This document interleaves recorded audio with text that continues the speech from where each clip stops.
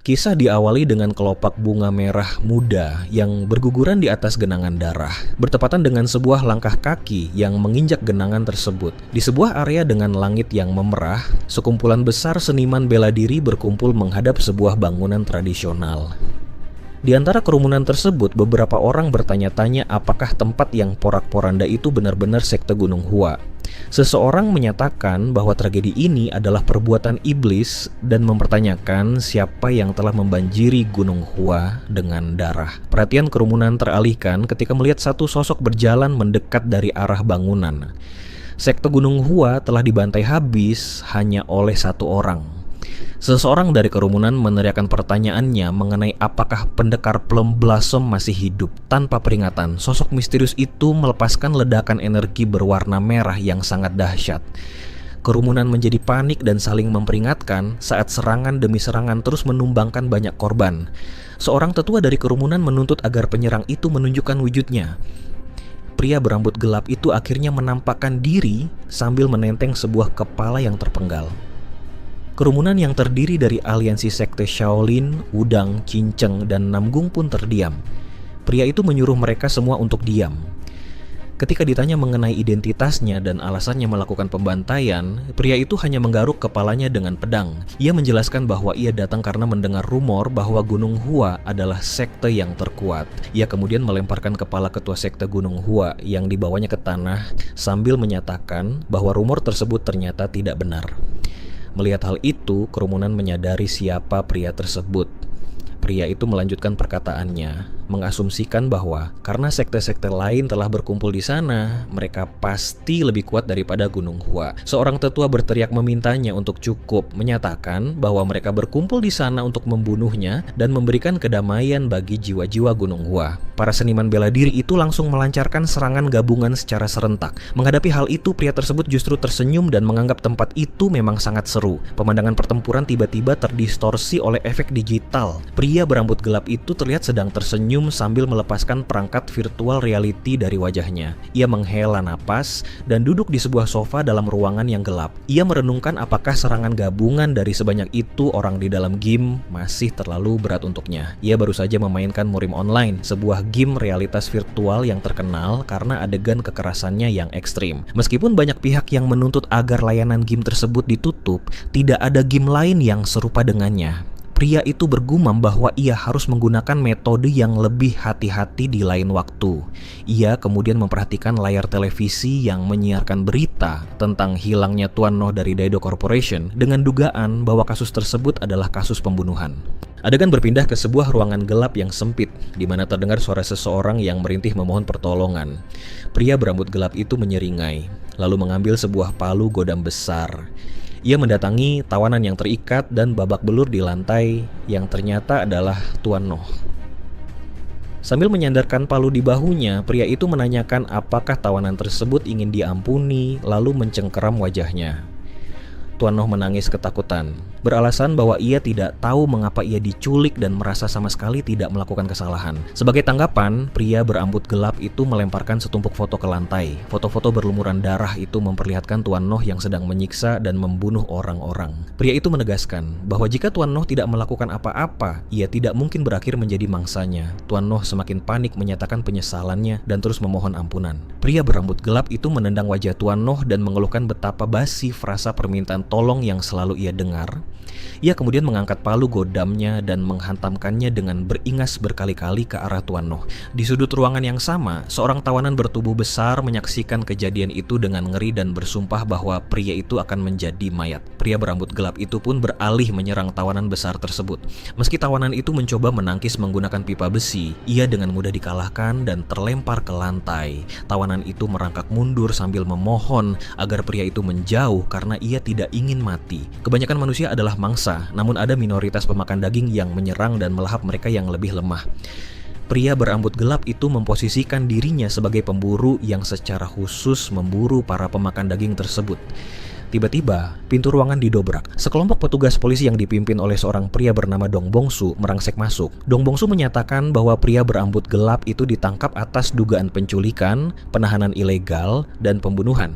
Pria itu bergumam keheranan mengenai bagaimana polisi bisa menemukan tempat persembunyiannya. Dong Bongsu menembakkan pistolnya ke dinding sebagai tembakan peringatan dan menyuruhnya diam, menegaskan bahwa ia menggunakan peluru tajam. Melihat situasi pengepungan tersebut, pria berambut gelap itu merasa situasinya sangat mirip dengan apa yang ia alami di dalam game. Dong Bongsu memperingatkan pria itu untuk sadar akan situasinya. Polisi itu menjelaskan bahwa tawanan yang terluka di lantai adalah seorang pembunuh berantai yang telah menyiksa dan membunuh 6 wanita. Dong Bongsu juga menunjuk pada deretan mayat berbalut kain di ruangan tersebut, membenarkan bahwa mereka semua adalah binatang buas yang memburu orang biasa. Dong Bongsu mengakui bahwa pria berambut gelap itu adalah pemburu yang memangsa para binatang tersebut. Dong Bongsu kemudian menodongkan senjatanya ke arah tawanan, menyatakan bahwa secara logika, orang yang seharusnya ia tembak adalah tawanan itu, bukan pria berambut gelap tersebut. Tawanan itu berteriak ketakutan menyetujuinya. Namun, Dong Bongsu membalikkan senjatanya kembali ke arah pria berambut gelap itu, menyatakan bahwa terlepas dari korbannya, ia hanya melihat seorang pembunuh psikopat yang menculik dan membunuh orang. Pria berambut gelap itu membenarkan penilaian tersebut dan memutuskan bahwa mencoba bernegosiasi dengan polisi tidak akan ada gunanya. Saat pria itu mulai bergerak dengan palunya, Dong Bongsu meneriakkan peringatan. Pria berambut gelap itu melesat maju, menembus tembakan pistol Dong Bongsu dan mengayunkan palunya dengan kekuatan penuh, menciptakan benturan yang sangat besar. Dalam kilasan cahaya, pria berambut gelap itu memiliki sebuah harapan. Jika ia mendapat kesempatan untuk hidup sekali lagi, ia berharap bisa berada di dunia yang dipenuhi oleh binatang-binatang yang bisa ia bunuh sepuas hatinya, seperti di dunia Murim. Tubuhnya terlihat jatuh melesat ke dalam semacam portal ruang dan waktu. Ia tiba-tiba muncul dari dalam air, terbatuk-batuk mencari udara. Ia tampak sangat terkejut dan kebingungan menyadari dirinya masih hidup. Padahal ia yakin telah tertembak dengan jelas. Tiba-tiba, seorang pria parubaya mencengkeram kerah bajunya dengan kasar. Pria parubaya itu memarahi dan mempertanyakan bagaimana ia masih bisa hidup padahal seharusnya sudah mati. Ia mengeluhkan betapa merepotkannya harus menyeret tubuh pria itu dari pasar dan mengancam bahwa ia benar-benar akan melihatnya menjadi mayat keesokan harinya, lalu melemparnya ke lantai. Pria berambut gelap itu ditinggalkan sendirian di ruangan yang dingin. Tiba-tiba, percikan energi ungu menyelimuti tubuhnya. Ia merintih kesakitan dan memegangi dadanya. Saat ia memeriksa tubuhnya, ia menyadari betapa kurusnya ia dan menyimpulkan bahwa tubuh itu bukanlah miliknya. Ia juga mempertanyakan luka misterius yang ada di tubuh tersebut. Saat ia merangkak menuju pintu yang terbuka, ia melihat keluar dan mendapati pemandangan bulan purnama yang menyinari sebuah kota dengan arsitektur tradisional yang sangat megah. Ia mengenali tempat itu dan mempertanyakan apakah tempat ia berada sekarang benar-benar adalah dunia Murim. Sambil menahan rasa sakit di dadanya, ia menyadari bahwa keinginannya benar-benar telah terkabul. Sebuah layar notifikasi sistem berbunyi, menampilkan teks yang menyapa pemain bernama Dong Bongsu. Teks tersebut mengucapkan, "Selamat datang di Murim Online, dunia tempat orang terkuat berada." Pria berambut gelap di dalam tubuh barunya itu kemudian menyeringai lebar dengan sorot mata merah yang menyala. Saat Sosam sedang sibuk membersihkan kandang kuda, ia dipanggil oleh Tuan Macil. Macil memerintahkan Sosam untuk segera mengikutinya karena ada hal yang harus dikerjakan. Meskipun Sosam beralasan bahwa pekerjaannya membersihkan kandang belum selesai, Macil menanggapinya dengan sangat kasar. Ia mencekik leher Sosam dengan beringas dan mencelanya, mengingatkan bahwa klan Danri telah berbaik hati memberinya tempat tinggal dan makan, sehingga seorang budak sepertinya tidak pantas untuk tidak tahu diri. Penderitaan Sosam tidak berhenti di situ. Di area luar, seorang pria lain dan seorang tetua klan sedang mengeluhkan beratnya memindahkan tumpukan senjata. Melihat sosok Sosam yang lewat, tetua itu langsung menunjuk Sosam untuk melakukan semua pekerjaan berat tersebut sendirian, sementara mereka pergi ke kedai Phoenix. Sosam pun ditinggalkan untuk memikul karung raksasa berisi senjata tajam yang jauh melebihi kapasitas fisiknya, hingga akhirnya ia tumbang karena kelelahan yang ekstrem. Pada malam harinya, Sosam yang terlihat sangat pucat dan seolah berada di ambang kematian berjalan tertatih-tatih menahan dingin. Dalam kondisi kritis tersebut, sebuah entitas gelap bertubuh besar dengan mata merah menyala muncul dan mengintimidasi Sosam, mempertanyakan penderitaan hidupnya sebagai pecundang. Sosam yang malang akhirnya tak sadarkan diri setelah dihantam dengan brutal. Narator merefleksikan bahwa titik terburuk dalam hidup Sosam mungkin bukanlah saat keluarganya tewas akibat badai atau saat ia harus bertahan hidup di klan Danri, melainkan saat ia terlahir ke dunia tersebut. Namun, nasib tragis Sosam berubah ketika jiwa sang protagonis mengambil alih tubuhnya tepat sebelum ia benar-benar binasa. Sosam terbangun sambil terbatuk di sebuah sel yang sempit dan dingin. Ia merenungkan memori tersebut dan menyadari bahwa Sosam yang asli telah tewas akibat dipukuli dan kini ia menempati tubuhnya. Tiba-tiba, sebuah jendela status berwarna biru khas Gim muncul di hadapannya, memaparkan atribut kekuatannya dan menyambutnya di Murim Online, dunia tempat yang terkuat berada. Waktu berlalu, 2 minggu kemudian, Machil terlihat membawakan semangkuk makanan sisa dengan raut wajah sangat kesal. Ia menggerutu karena harus membereskan masalah akibat Sosam yang entah bagaimana bisa selamat setelah berpapasan dan memancing amarah pengdoreng yang terkenal memiliki temperamen buruk. Machil sempat berpikir untuk membunuh Sosam saja, namun mengurungkan niatnya karena takut lehernya akan berakhir di papan pemotong jika ketahuan. Ia kemudian mendobrak pintu sel dan melemparkan mangkuk makanan tersebut ke lantai di hadapan Sosam. Sementara itu, Sosam tengah duduk diam merenungkan informasi yang telah ia kumpulkan selama 2 minggu terakhir. Pertama, ia mengamati bahwa masyarakat di sana menggunakan karakter Tionghoa, namun tempat itu bukanlah Tiongkok, melainkan dunia Murim. Di dunia ini, martial arts atau seni bela diri yang fantastis, seperti melompat di udara dan bergerak lebih cepat dari pandangan mata, benar-benar hidup dan dipraktikkan. Kedua, ia menyadari bahwa jendela status dan sistem game Murim Online benar-benar berfungsi, namun hanya ia yang bisa melihatnya. Meskipun awalnya ia mengira ini hanyalah sebuah game, ia menyadari bahwa tempat itu sungguh nyata. Setiap orang di sana memiliki emosi dan bergerak selayaknya makhluk hidup sejati. Fakta ini sempat memunculkan pertanyaan di benaknya mengenai apakah ia berstatus sebagai seorang manusia atau seorang pemain game. Lamunannya terputus ketika Machil mulai mencacinya kembali, menyalahkan sosok Sosam atas masalah besar yang menimpa anggota klan lainnya. Machil memaki dan mengancamnya dengan penuh amarah. Namun Sosam merespons dengan sangat tenang. Ia mengambil mangkuk makanan sisa itu dan meminumnya, kemudian diam-diam menghunuskan sebuah bilah pisau. Dengan kecepatan luar biasa, Sosam menyayat Machil. Machil terkejut luar biasa dan tersungkur dengan leher mengucurkan darah. Sosam menindih Machil dengan tatapan mata merah yang mengerikan. Ia menegaskan kepada Machil yang sedang meregang nyawa bahwa bocah bernama Sosam yang ia kenal sudah lama mati. Tanpa ampun sedikit pun, Sosam menghujamkan pisaunya berkali-kali secara beringas hingga darah membanjiri lantai sel. Setelah membantai Machil, Sosam berdiri di tengah genangan darah dan merasakan sensasi panas di tubuhnya. Ia menepis pertanyaannya sendiri mengenai identitasnya sebagai manusia atau pemain, karena menurutnya hal itu tidak lagi penting. Ia telah memastikan bahwa dunia ini adalah kenyataan. Ia meresapi hukum agung dari dunia Murim tersebut. Yang lemah adalah mangsa bagi yang kuat dan yang kuat akan disanjung. Menyadari realita hukum rimba tersebut, Sosam menyeringai lebar. Ia merasa sangat puas karena di tempat seperti ini, ia bisa berburu sepuasnya tanpa perlu repot menyembunyikan sifat sejati psikopatnya. Ia mendeklarasikan dirinya bukan hanya sebagai pemangsa biasa, melainkan pemangsa yang jauh lebih berbahaya dari siapapun. Di bawah sinar rembulan malam, dengan visualisasi siluet serigala raksasa yang ganas, Sosam bertekad bahwa setelah tubuhnya pulih, ia akan memulai perburuannya di Murim, daratan yang ia yakini sebagai tempat bagi para pemangsa sejati. Sosam yang duduk merenung di dalam sel yang berlumuran darah, tepat di sebelah sesosok mayat yang hancur lebur. Ia membatin bahwa biasanya orang rendahan semacam mayat tersebut bahkan tidak layak untuk ia buru.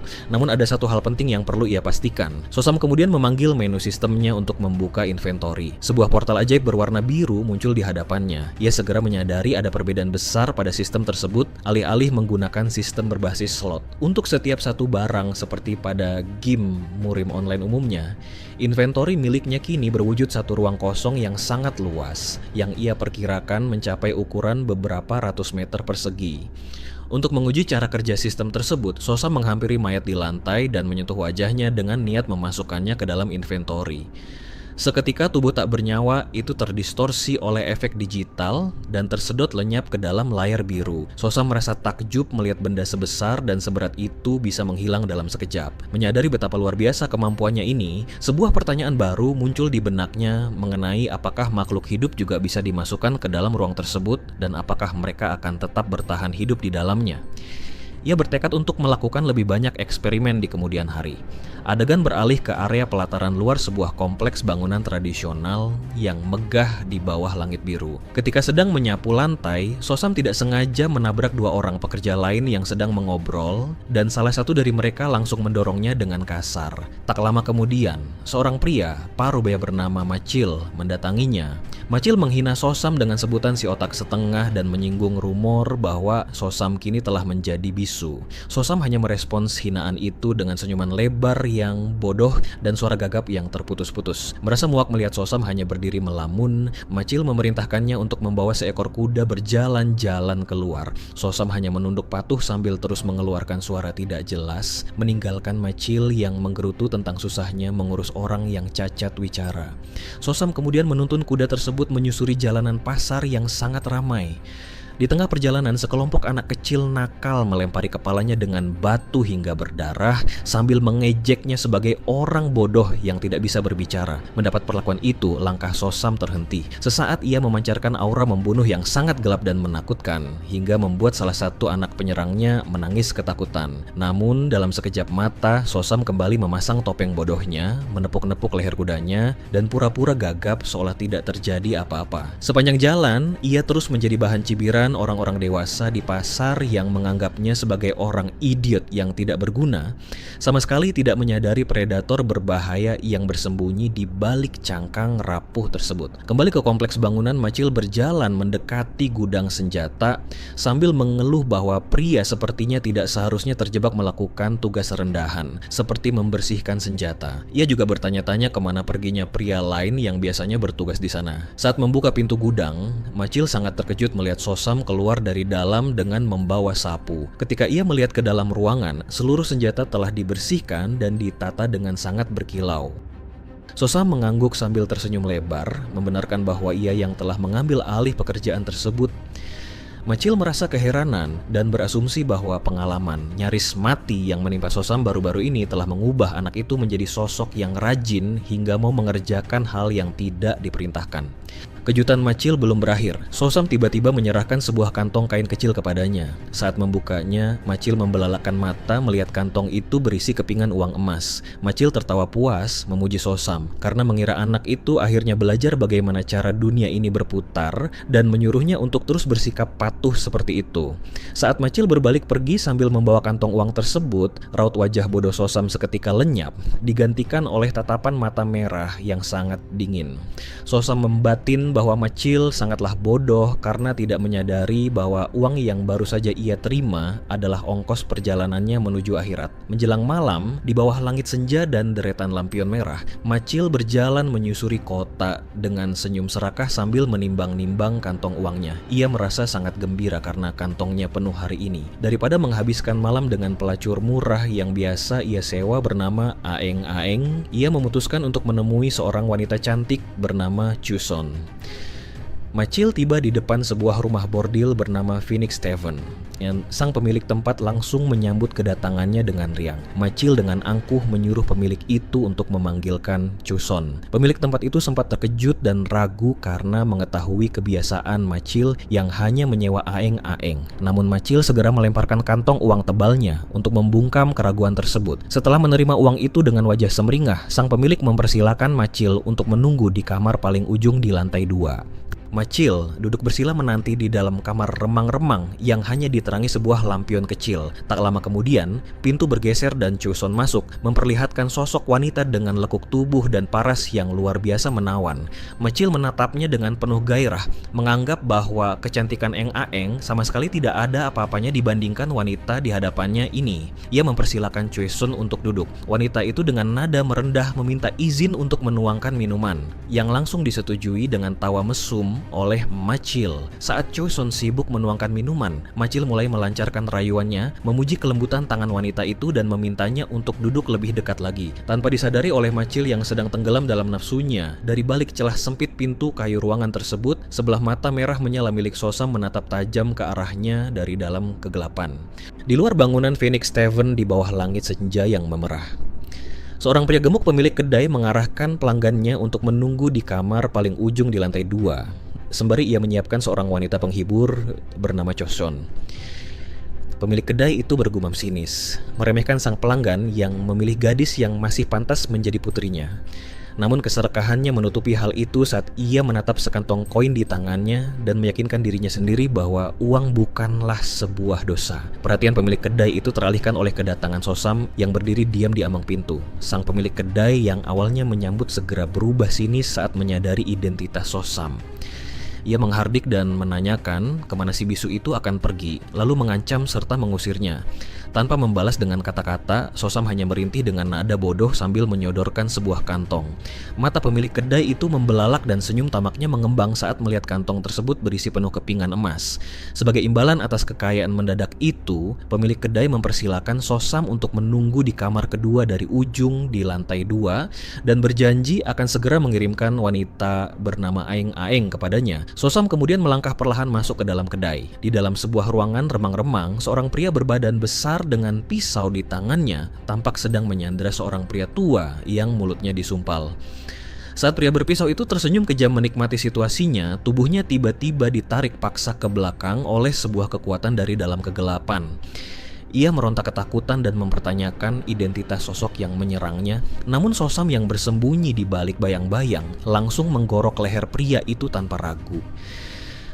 Dengan sorot mata merah yang menyala beringas di kegelapan, Sosam kemudian beralih mendekati tawanan yang terikat dan langsung mengakhiri nyawanya juga.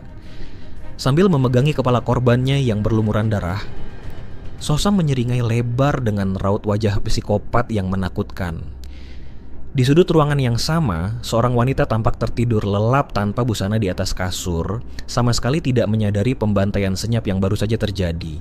Sosam berjongkok mengamati wanita itu dan menyimpulkan bahwa ia hanyalah seorang herbivora yang tidak memiliki hasrat maupun kekuatan untuk melindungi dirinya sendiri. Kehilangan minat pada wanita yang dianggapnya bukan mangsa yang layak, Sosam berbalik dan berjalan menuju dinding kayu. Ia meletakkan tangannya di dinding dan memberikan perintah pada sistem untuk menyimpannya ke dalam inventory. Dalam sekejap, mayat-mayat berlumuran darah di ruangan itu diselimuti cahaya biru dan tersedot masuk ke dalam ruang dimensinya tanpa meninggalkan jejak. Sosam merenung dan merasa puas karena telah berlatih menggunakan fitur inventory tersebut, menyadari betapa bergunanya kemampuan itu untuk menyembunyikan jejak perburuannya di masa depan. Ia kemudian membuka jendela status sistem dan melihat daftar kemampuan Mugong, serang, dan bertahannya. Sebuah notifikasi sistem muncul memberitahukan bahwa ia mendapatkan poin pengalaman. Sosam menyadari sebuah fakta krusial bahwa membunuh orang di dunia ini akan memberinya poin pengalaman yang dapat digunakan untuk naik level. Ia menyimpulkan bahwa dengan naik level, ia akan menjadi lebih kuat dan kekuatan itu akan memudahkannya untuk berburu lebih banyak mangsa demi mendapatkan poin pengalaman dengan lebih cepat. Menyadari potensi siklus pembantaian tanpa batas ini, Sosam berbaring menengadah di lantai sambil tertawa menyeringai,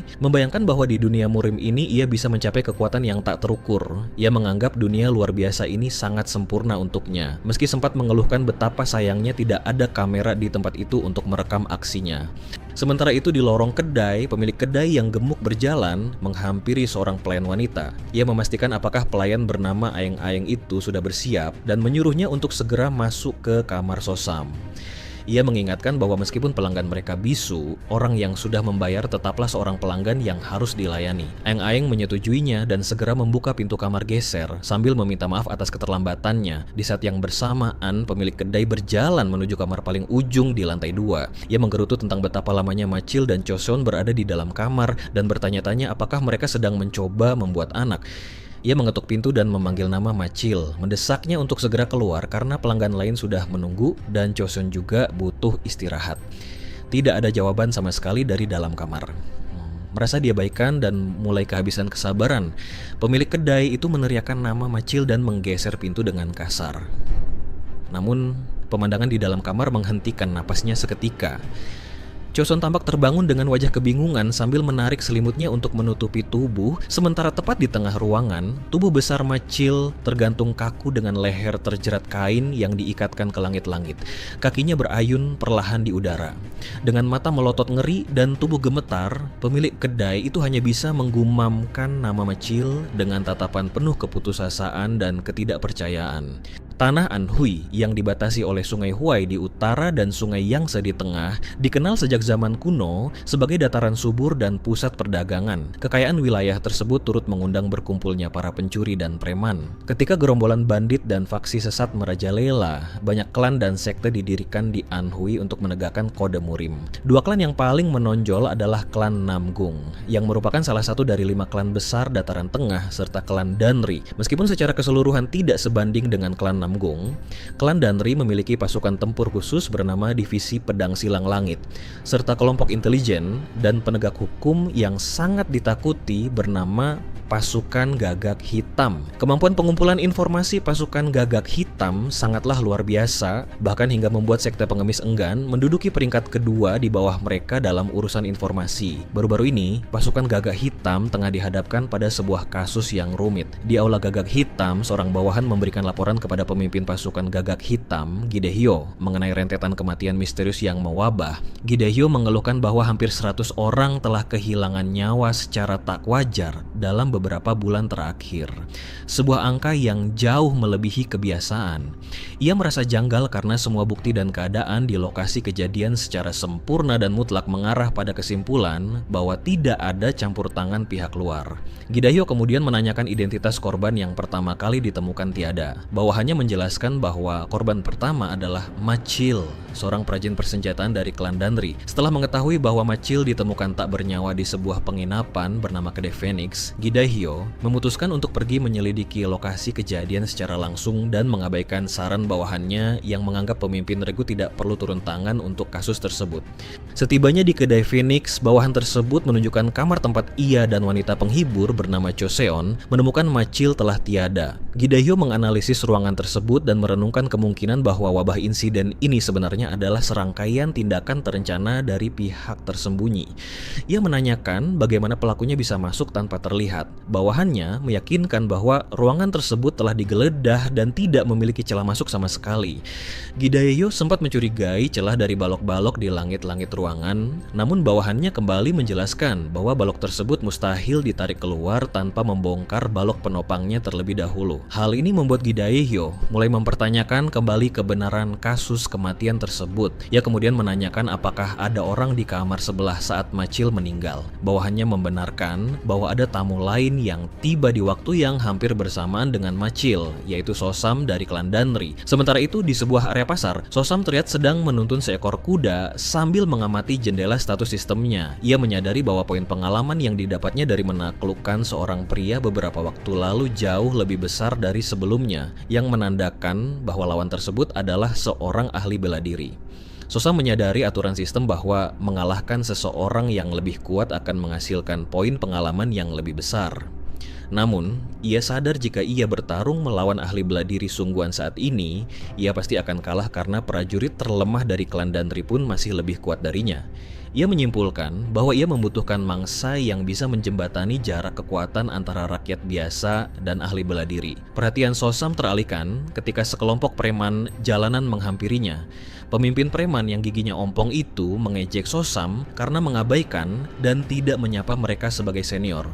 Sosam hanya terdiam membelakangi mereka. Sikap dingin Sosam tersebut membuat para preman marah. Mengingat Sosam adalah anggota klan Danri, meskipun dianggap sebagai pecundang, para preman itu memutuskan untuk menyeret Sosam beserta kudanya ke dalam sebuah gudang kosong yang gelap untuk memberinya pelajaran. Di dalam gudang, Sosam diam-diam mempertimbangkan untuk melumpuhkan mereka semua dan memasukkan mereka ke dalam inventarisnya agar terlihat seperti kasus orang hilang misterius. Namun karena risiko ketahuan jika membuat keributan serta sedikitnya poin pengalaman yang akan didapat, ia mengurungkan niatnya. Sosam memutuskan untuk menahan diri, menerima perlakuan mereka untuk sementara waktu, dan menyingkirkan mereka nanti.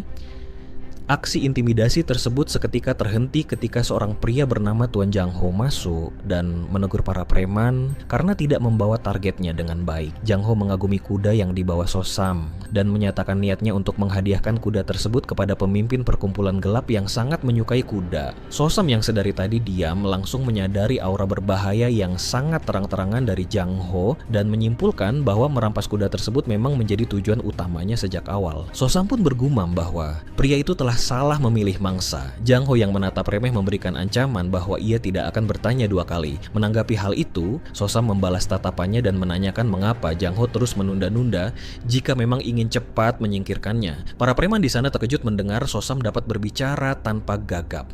Merasa ditantang, Jang Ho langsung melesat menerjang So-sam dengan cepat. Namun dalam sekejap mata, So-sam memanggil fitur inventaris miliknya. Sebilah pedang yang diselimuti cahaya putih kebiruan materialisasi tepat di hadapan Jang Ho dan mengenainya telak. Jang Ho menjerit kesakitan dan kebingungan memikirkan bagaimana hal itu bisa terjadi sebelum akhirnya ia tersungkur tak berdaya. Kekalahan Jang Ho memicu ledakan energi yang sangat besar diiringi dengan kemunculan jendela pemberitahuan sistem Murim Online yang menyatakan bahwa So-sam berhasil naik dari level 1 ke level 2. Tubuh So-sam kemudian memancarkan aura gelap berwarna merah keunguan yang sangat tebal dan mengerikan. Menyaksikan pemandangan itu, pemimpin preman berteriak ketakutan dan menyebut So-sam sebagai iblis. Ia awalnya berniat menyuruh rekan-rekannya untuk lari, namun seketika berubah pikiran dan dengan panik memerintahkan seluruh rekannya untuk segera menyerang sosok menakutkan tersebut. Di sebuah gang sempit yang diterangi cahaya jingga yang mencekam, di mana seorang preman bertubuh besar dengan kepala plontos dan bertato berlari ketakutan sambil memohon pertolongan. Kepanikannya memuncak saat ia mempertanyakan makhluk mengerikan apa yang sedang mengejarnya. Pelarian preman itu berakhir tiba-tiba ketika sebuah tebasan energi berwarna merah melesat dan memotong sebelah kakinya, membuatnya jatuh tersungkur dan bersimbah darah. So-sam berdiri menjulang di atas tubuh preman yang merintih kesakitan itu. Tanpa belas kasihan, So-sam merendahkan pria itu, menganggapnya tak lebih dari sekadar pecundang dan celengan berjalan yang biasanya hanya bisa tersenyum bodoh sambil menyerahkan uang ketika dipukuli. Mengabaikan pembelaan sang preman yang berdalih bahwa ia hanya ingin mencari keuntungan seperti biasa, So-sam mencengkeram kepala pria itu dan menghantamkannya ke tanah berulang kali dengan brutal. Dalam penderitaannya, preman itu merutuki nasib konyolnya yang harus mati di tangan sosok yang ia anggap sebagai iblis berpenampilan biasa. Adegan kemudian berpindah ke sebuah ruangan yang gelap dan dingin. Preman itu tersadar dari pingsannya dan langsung terkejut mendapati So-sam tengah duduk menunggunya di sana. Dengan tatapan mata merah yang tajam dan sebilah pisau yang dihunus ke arah wajah sang tawanan, So-sam menuntut informasi mengenai identitas pria sok jagoan yang telah ia bunuh sebelumnya. Dalam keadaan sangat ketakutan, preman itu menyebutkan nama Jang Ho dan membongkar keberadaan Black Snake Society, sebuah sindikat hitam yang menguasai wilayah lorong belakang Bongyang, di mana Jang Ho berkedudukan sebagai salah satu eksekutifnya. Preman itu lebih lanjut menjelaskan bahwa ketua dari Black Snake Society adalah seorang pria bernama Bang Po Yom. Ia menyimpulkan bahwa Bang Po Yom adalah dalang yang memerintahkan Jang Ho untuk membunuh So-sam dan membawa kembali kudanya. Mendengar hal itu, So-sam menyadari bahwa sindikat hitam ini memiliki hierarki dan pemimpin yang jelas, layaknya sebuah geng di dunia modern. So-sam kemudian menawarkan sebuah kesepakatan. Ia berjanji akan membiarkan preman itu hidup asalkan informasi yang diberikan mengenai sindikat hitam dan Black Snake Society benar-benar berguna. Tawaran tersebut memicu secercah harapan di wajah sang tawanan yang bertanya-tanya apakah ia benar-benar bisa selamat. Namun alur cerita langsung beralih memperlihatkan So-sam yang menggunakan fitur inventory dari sistemnya sambil menghela napas, mengindikasikan bahwa ia telah menyelesaikan urusannya di ruangan tersebut tanpa meninggalkan jejak. Saat ia duduk bersandar di sebuah gang sepi bersama kudanya, So-sam merenungkan informasi penting yang baru saja ia dapatkan. Ia menyadari bahwa anggota sindikat hitam adalah mangsa yang sangat ideal untuk menaikkan levelnya, karena tingkat kekuatan mereka berada di antara seniman bela diri dan warga sipil biasa. So-sam pun menetapkan mereka sebagai target perburuan utamanya mulai saat itu. Sebuah notifikasi sistem kemudian muncul, menandakan bahwa So-sam telah berhasil naik level. Saat memeriksa kondisinya, ia mendapati bahwa sistem tidak hanya menyembuhkan luka-luka barunya secara total, tetapi juga melenyapkan semua bekas luka lama di tubuhnya. Fakta ini membuatnya berspekulasi bahwa sistem mungkin juga mampu menyembuhkan kerusakan pada organ vital seperti jantung atau otak, sehingga ia merasa mengambil sedikit risiko pertempuran menjelang kenaikan level adalah hal yang bisa diterima. Akan tetapi, So-sam juga menyadari sebuah kelemahan fatal dari proses ini. Kenaikan level memancarkan ledakan cahaya yang sangat terang dan mencolok. Memahami bahwa fitur inventory dan proses kenaikan levelnya dapat mengundang bahaya jika diketahui orang lain, So-sam bertekad untuk menyembunyikan kemampuannya dengan sempurna. Ia menyimpulkan bahwa seorang pemburu sejati harus bisa berbaur dan terlihat sama sekali tidak mencolok di antara mangsanya. Oleh karena itu, waktu terbaik untuk mengalami kenaikan level adalah tepat setelah sebuah perburuan berakhir atau di lokasi yang terisolasi. Sosam kemudian menuntun kudanya keluar dari gang yang sepi menuju jalanan kota yang ramai dan dipenuhi warga. Sambil berjalan di tengah kerumunan, ia merenungkan pertempurannya dengan Jang Ho dan menyadari bahwa jika lawannya lebih kuat atau lebih waspada, ia bisa saja berada dalam bahaya besar. Penyamarannya sebagai orang bisu kini dirasa tidak lagi cukup. Ia harus segera bertambah kuat dengan membunuh lebih banyak target yang kuat secara rahasia. Langkah Sosam di tengah keramaian mendadak terhenti ketika sebuah tangan kekar mencengkeram bahunya dengan kuat dari belakang. Sosam menoleh dan mendapati seorang pria berjanggut dengan pakaian bela diri berwarna biru menatapnya dengan tajam. Pria itu memastikan bahwa orang yang dipegangnya adalah Sosam, lalu langsung menuntut jawaban apakah Sosam adalah orang yang telah membunuh Machil. Bersamaan dengan tuduhan tersebut, kepalan tangan pria itu mulai memancarkan pusaran energi berwarna biru yang terang, menandakan sebuah konfrontasi mematikan yang tidak bisa dihindari.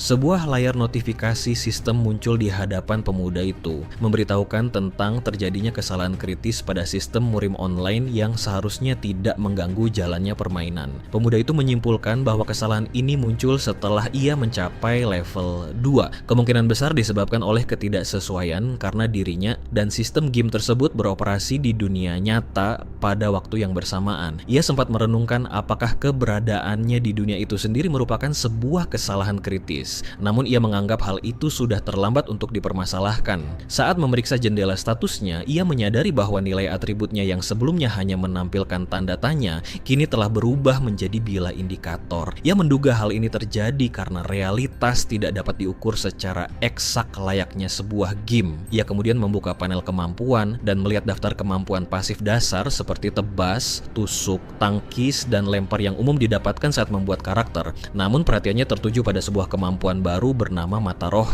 yang tidak memiliki deskripsi sama sekali. Tiba-tiba, kondisi aktivasi terpenuhi dan kemampuan Mata Roh aktif secara otomatis. Sistem memunculkan hitung mundur peringatan dini yang menyatakan bahwa seorang musuh dengan perbedaan level 10 atau lebih telah mendekat dalam jarak 20 meter. Terkejut dengan peringatan tersebut, pemuda itu segera mundur dan bersembunyi di sudut ruangan yang gelap. Sambil menunggu hitung mundur berjalan, ia menganalisa situasi dan menduga bahwa sosok yang mendekat mungkin bukanlah musuh penyusup, melainkan seorang ahli bela diri dari klan Danri, karena tidak ada musuh yang akan bergerak selambat itu di dalam markas klan. Ia membayangkan betapa masifnya jurang kekuatan dari perbedaan 10 level tersebut yang hanya bisa dicapai dengan mengorbankan ribuan nyawa orang biasa. Pintu ruangan mendadak didobrak terbuka lebar. Dua orang pria melangkah masuk menembus kegelapan. Salah satu dari mereka, seorang pria paruh baya, langsung mencengkeram kerah baju pemuda itu dan menanyakan apakah ia yang bernama Sosam. Tanpa basa-basi, pria parubaya itu menuduh dan menginterogasi Sosam apakah ia yang telah membunuh Machil. Merespons hal tersebut, Sosam langsung menunjukkan ekspresi ketakutan yang amat sangat dan menjerit histeris layaknya orang bodoh yang ketakutan. Mengabaikan jeritan itu, pria parubaya tersebut mengalirkan energi dalam berwarna biru ke tubuh Sosam, memeriksa jaringan tubuhnya secara menyeluruh melalui kilasan energi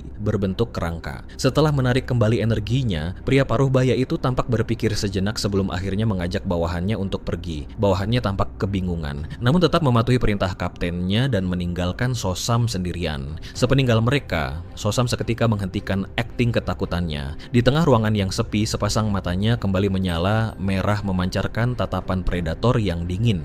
Di luar ruangan, sang bawahan memprotes keputusan kaptennya yang langsung pergi tanpa melakukan interogasi yang layak terhadap anak yang dicurigai tersebut. Kapten itu menjelaskan bahwa ia baru saja memeriksa tubuh anak itu dengan menyuntikkan energi dalam. Ia memaparkan bahwa jika anak itu pernah mempelajari bela diri sedikit pun, pasti akan ada jejak yang tertinggal. Hasil pemeriksaannya menunjukkan bahwa tubuh anak itu benar-benar kosong. Ia tidak memiliki energi dalam dan murni hanyalah orang biasa.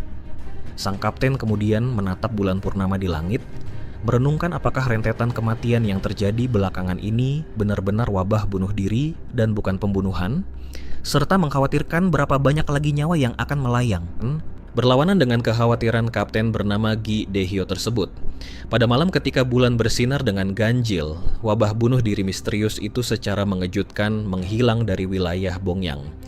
Namun sebagai gantinya, sebuah angin pembantaian yang baru mulai berhembus melanda kawasan tersebut. Pada suatu malam dengan hujan badai yang mengguyur deras sebuah kota, suasana di dalam sebuah kedai tampak ramai. Dua orang pria tengah duduk minum sambil membicarakan sebuah kisah yang sedang populer. Salah satu pria dengan antusias menanyakan apakah temannya sudah mendengar kisah tentang pendekar tanpa nama yang kabarnya tengah membantai anggota-anggota dari sindikat Ebony. Pria lainnya memperingatkannya untuk mengecilkan suara agar tidak didengar oleh pihak musuh. Namun pria yang antusias itu tidak peduli, membual bahwa kelompok perkasa dari sindikat Ebony, unit Harimau Putih, dan sekte Serigala Merah telah berhasil dilenyapkan oleh pendekar tersebut.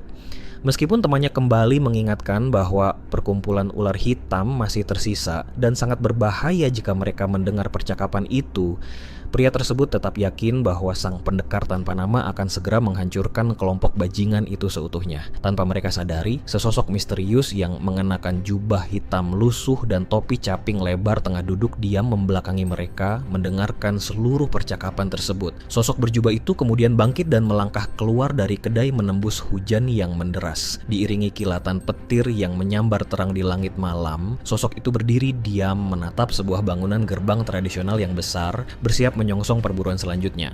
Di tengah guyuran hujan lebat, dua penjaga yang sedang siaga di depan gerbang organisasi hitam membicarakan tentang kekacauan yang terjadi akibat ulah seorang pendekar tanpa nama. Mereka menyadari bahwa pendekar misterius tersebut telah memusnahkan 3 kelompok faksi hitam lainnya, menyisakan organisasi mereka sebagai target terakhir. Sementara itu di dalam markas, seorang petinggi berkumis yang sedang murka karena mendapati bawahannya tertidur, langsung mengeksekusi bawahan tersebut dengan brutal. Namun, kemarahannya segera berganti menjadi kepanikan total saat ia mendeteksi kehadiran sosok bayangan di dekatnya. Pendekar tanpa nama itu dengan senyap telah menyusup masuk dan langsung membantai petinggi tersebut beserta anak buahnya sebelum akhirnya melangkah keluar membuka gerbang markas. Sosok berjubah itu kemudian berjalan sendirian di tengah badai hujan, menangkis rentetan anak panah yang mengarah kepadanya dengan sangat mudah. Setibanya di sebuah area terbuka di depan gerbang utama yang lain, ia telah ditunggu oleh pasukan besar dari organisasi hitam. Pemimpin dari barisan pasukan tersebut mengejeknya sebagai tikus tak bernama dan bersiap untuk menghabisinya. Menghadapi kepungan tersebut, Sosa melompat ke udara dan memusatkan energi berwarna merah darah yang sangat pekat. Ia kemudian melepaskan sebuah teknik destruktif yang disebut sapuan 1000 pasukan. Serangan berupa tebasan energi raksasa itu seketika menyapu bersih sebagian besar pasukan, mencabik-cabik tubuh, serta senjata mereka dalam satu terjangan dahsyat.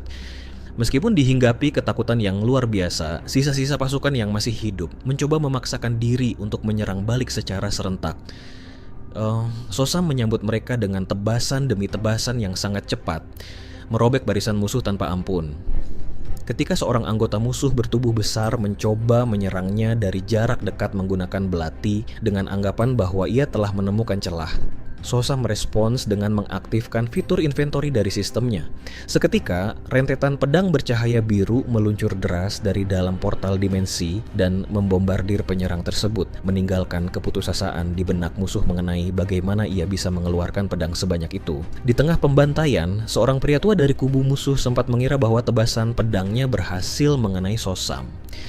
Ia berteriak kegirangan dan memprovokasi pasukannya dengan menyatakan bahwa sang pendekar tak lebih dari sekadar manusia biasa yang bisa dibunuh. Namun, ilusi kemenangan itu hancur berkeping-keping ketika ia melihat Sosam justru menjatuhkan bangkai seekor tikus yang terbelah dan menyadari bahwa pemuda itu sedang tertawa. Dengan sorot mata merah yang menyala dan senyum psikopat yang mengerikan, Sosam kembali melesat melanjutkan perburuannya. Menyadari jeritan pasukannya yang semakin mereda akibat mati terbantai, pria tua itu dilanda kepanikan hebat. Ia berusaha merasionalisasi dosanya dengan menganggap bahwa kejahatan kelompoknya seperti perdagangan manusia dan bisnis minuman keras hanyalah remah-remah dibandingkan penjahat lain yang lebih kejam di luar sana. Terdorong oleh rasa takut yang memuncak, ia memutuskan untuk melarikan diri menuju jalan belakang. Pria tua itu memancing Sosam menuju jalan belakang yang mengarah ke kediaman Nawon, tempat kepala asosiasi berada, dengan asumsi bahwa bertarung di tempat gelap akan lebih menguntungkan pihaknya. Setibanya di sana, ia memerintahkan pasukan pemanah yang bersembunyi di kegelapan untuk melepaskan hujan anak panah ke arah Sosam. Meski ia sempat bernapas lega karena mengira targetnya telah tewas tertusuk panah, Sosam dengan sekejap muncul di dalam gubuk dan membantai seluruh pemanah tersebut hingga tewas, lalu berdiri tepat di hadapan pria tua itu. Pria tua yang kini gemetar ketakutan itu mempertanyakan tujuan sebenarnya dari si pendekar tanpa nama, menuntut penjelasan mengenai kesalahan mereka, dan mempertanyakan hak apa yang dimilikinya untuk menghakimi mereka layaknya dewa kematian. Tanpa memberikan jawaban lisan, Sosam yang di dalam hatinya hanya menginginkan satu hal, yaitu nyawa mereka, langsung mengeksekusi pria tua tersebut dengan kejam. Di tengah lautan mayat dan genangan darah yang membanjiri area luar gerbang, kilatan petir menyambar menerangi sosok Sosam yang berdiri mematung di bawah guyuran hujan. Pandangannya kini tertuju tajam pada sebuah bangunan megah bernuansa tradisional yang bercahaya di atas bukit kegelapan. Dengan wajah yang basah dan mata merah yang menyorotkan haus darah, Sosam menyadari bahwa satu-satunya mangsa yang tersisa kini hanyalah sang kepala asosiasi organisasi hitam Bang Poyom. Sosam yang berdiri di bawah derasnya hujan, mengawasi sebuah bangunan dari balik bayang-bayang. Ia menyadari bahwa meskipun telah membunuh Jang Ho dan menaikkan levelnya, kekuatannya masih berada di bawah faksi-faksi dunia hitam. Oleh karena itu, ia memulai perburuannya terhadap faksi Macan Putih menggunakan taktik licik seperti jebakan, serangan mendadak, dan pembakaran bangunan. Ketika pemimpin faksi Macan Putih Baeko akhirnya menyadari bahaya yang mengancam, lebih dari setengah anggota faksinya telah tewas bergelimpangan di sekelilingnya akibat kobaran api dan tebasan pedang. Melalui rentetan pembantaian misterius tersebut, tokoh-tokoh di luar sana seperti Guangaan dan Songmin mulai menjuluki Sosam sebagai pendekar tanpa nama. Dengan mengadopsi identitas dan topeng baru tersebut, Sosam merasa lebih leluasa dalam mengeksekusi para penjahat. Keberhasilannya membunuh Baeko, sang pemimpin faksi Macan Putih, membawanya naik ke level 5. Peningkatan ini memberikannya keterampilan aktif dari sistem, yakni seni tubuh ringan dan teknik pedang 3 elemen yang membuatnya semakin yakin bahwa ia kini mampu berhadapan langsung dengan musuh-musuhnya. Desas-desus mengenai kehebatan pendekar tanpa nama menyebar luas hingga anak-anak di jalanan menirukan sosoknya dengan pedang kayu. Setelah faksi Gerbang Serigala Merah juga ikut lenyap dari dunia persilatan, faksi hitam kini menjadi satu-satunya kelompok penjahat yang tersisa di wilayah Bongyang. Di sebuah kediaman tradisional yang gelap gulita di tengah guyuran hujan badai dan kilatan petir, pemimpin faksi hitam, Bang Poyom, duduk menanti dengan pedang di pangkuannya. Sosam melangkah perlahan membelah hujan lebat hingga berhadapan langsung dengan pria tua tersebut di halaman. Bang Poyom mempertanyakan apakah sosok berbalut jubah di hadapannya itu benar-benar si pendekar tanpa nama, sembari meragukan gelar pendekar yang disandangnya mengingat ia telah membantai semua penjahat tanpa sisa.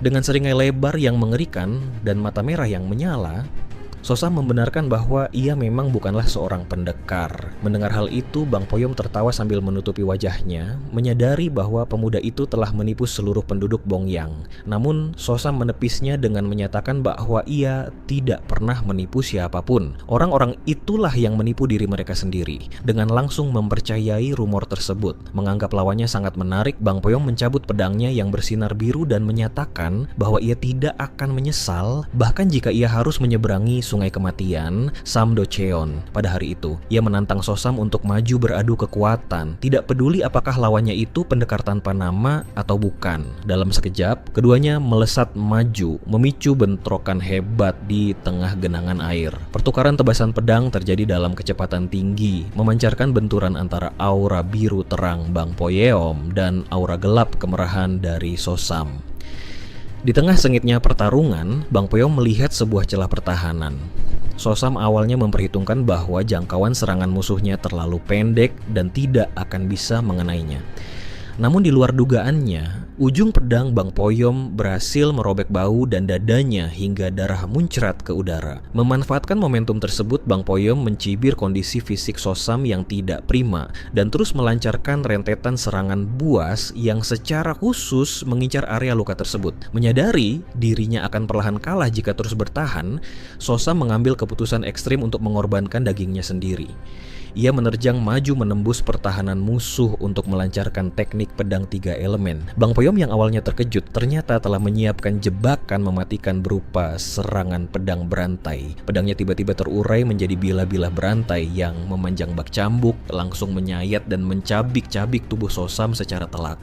Bang Poyom menyombongkan kehebatan serangan yang baru pertama kali ia gunakan tersebut. Terhempas keras ke udara akibat rentetan sabetan berdarah, Sosam segera merespons dengan mengaktifkan seni tubuh ringan.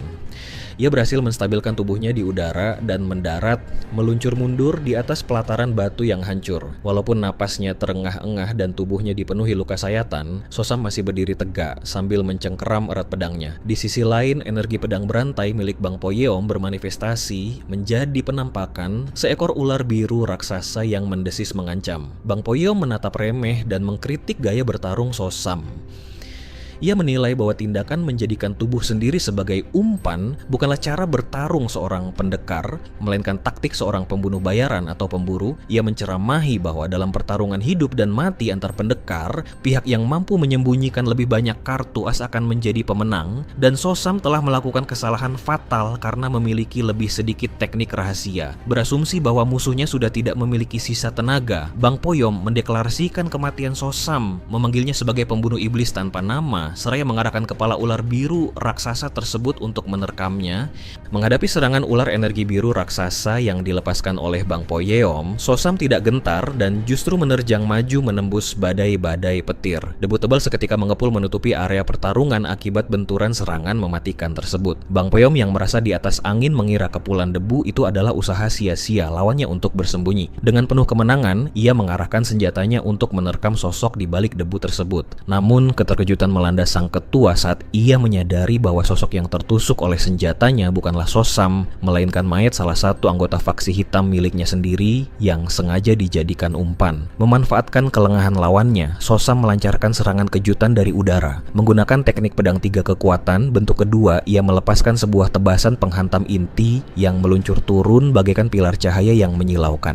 Meski pedang itu menghujam tepat ke arah dada, Bang Poyom dengan insting bertahannya berhasil menahan bilah tajam tersebut menggunakan kedua tangan kosongnya dalam sepersekian detik sebelum jantungnya tertusuk. Sambil berteriak kesakitan dengan tangan bersimbah darah, pria tua itu bersikeras bahwa pertarungan belum berakhir. Saat Sosam mundur sesaat, Bang Poyom bersumpah tidak akan membiarkannya kabur dan bersiap untuk kembali menyerang. Merespons ancaman itu, Sosam menggunakan trik tak terduga dengan membuka fitur inventaris dari sistem kemampuannya. Seketika, rentetan mayat berhamburan keluar dari sekelilingnya bagaikan pusaran angin pelindung, membentur dan mementahkan serangan ular biru Bang Poyom. Terempet ke tanah dan terbatuk darah, pria tua itu merenungkan dengan ngeri bagaimana lawannya bisa memunculkan mayat-mayat entah dari mana untuk menahan pedangnya. Mencurigai adanya tipu daya yang disembunyikan di balik pakaian lawannya tersebut. Melihat ke sekeliling halaman yang diguyur hujan, Bang Poyom mendapati mayat-mayat bawahannya berserakan. Merasa dipermainkan dengan trik yang ia anggap kotor dan gila, amarahnya memuncak. Ia melemparkan senjata rantai berujung pisaunya ke arah Sosam, namun serangan itu berhasil ditepis dengan mudah. Saat Bang Poyom menuntut lawannya berhenti menggunakan tipuan, ia tiba-tiba diselimuti oleh perasaan teror yang luar biasa. Sebuah aura raksasa berwarna merah gelap yang berwujud bagaikan serigala iblis memancar menaungi sosok Sosam.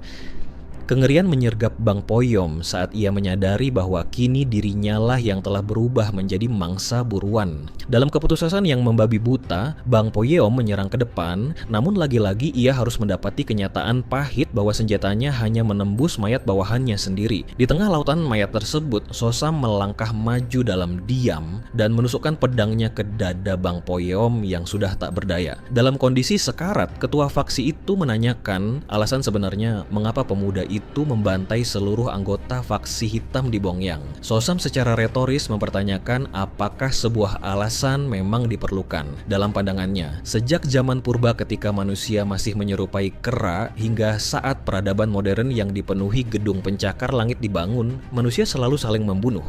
Sosam memandang Murim tak ubahnya dengan realita tersebut, sebuah dunia di mana yang kuat selalu menginjak-injak dan merampas dari yang lemah. Dengan tatapan dingin yang mengintimidasi, ia menegaskan kepada Bang Poyom yang meregang nyawa bahwa kali ini dirinya lah yang mengambil peran sebagai yang kuat.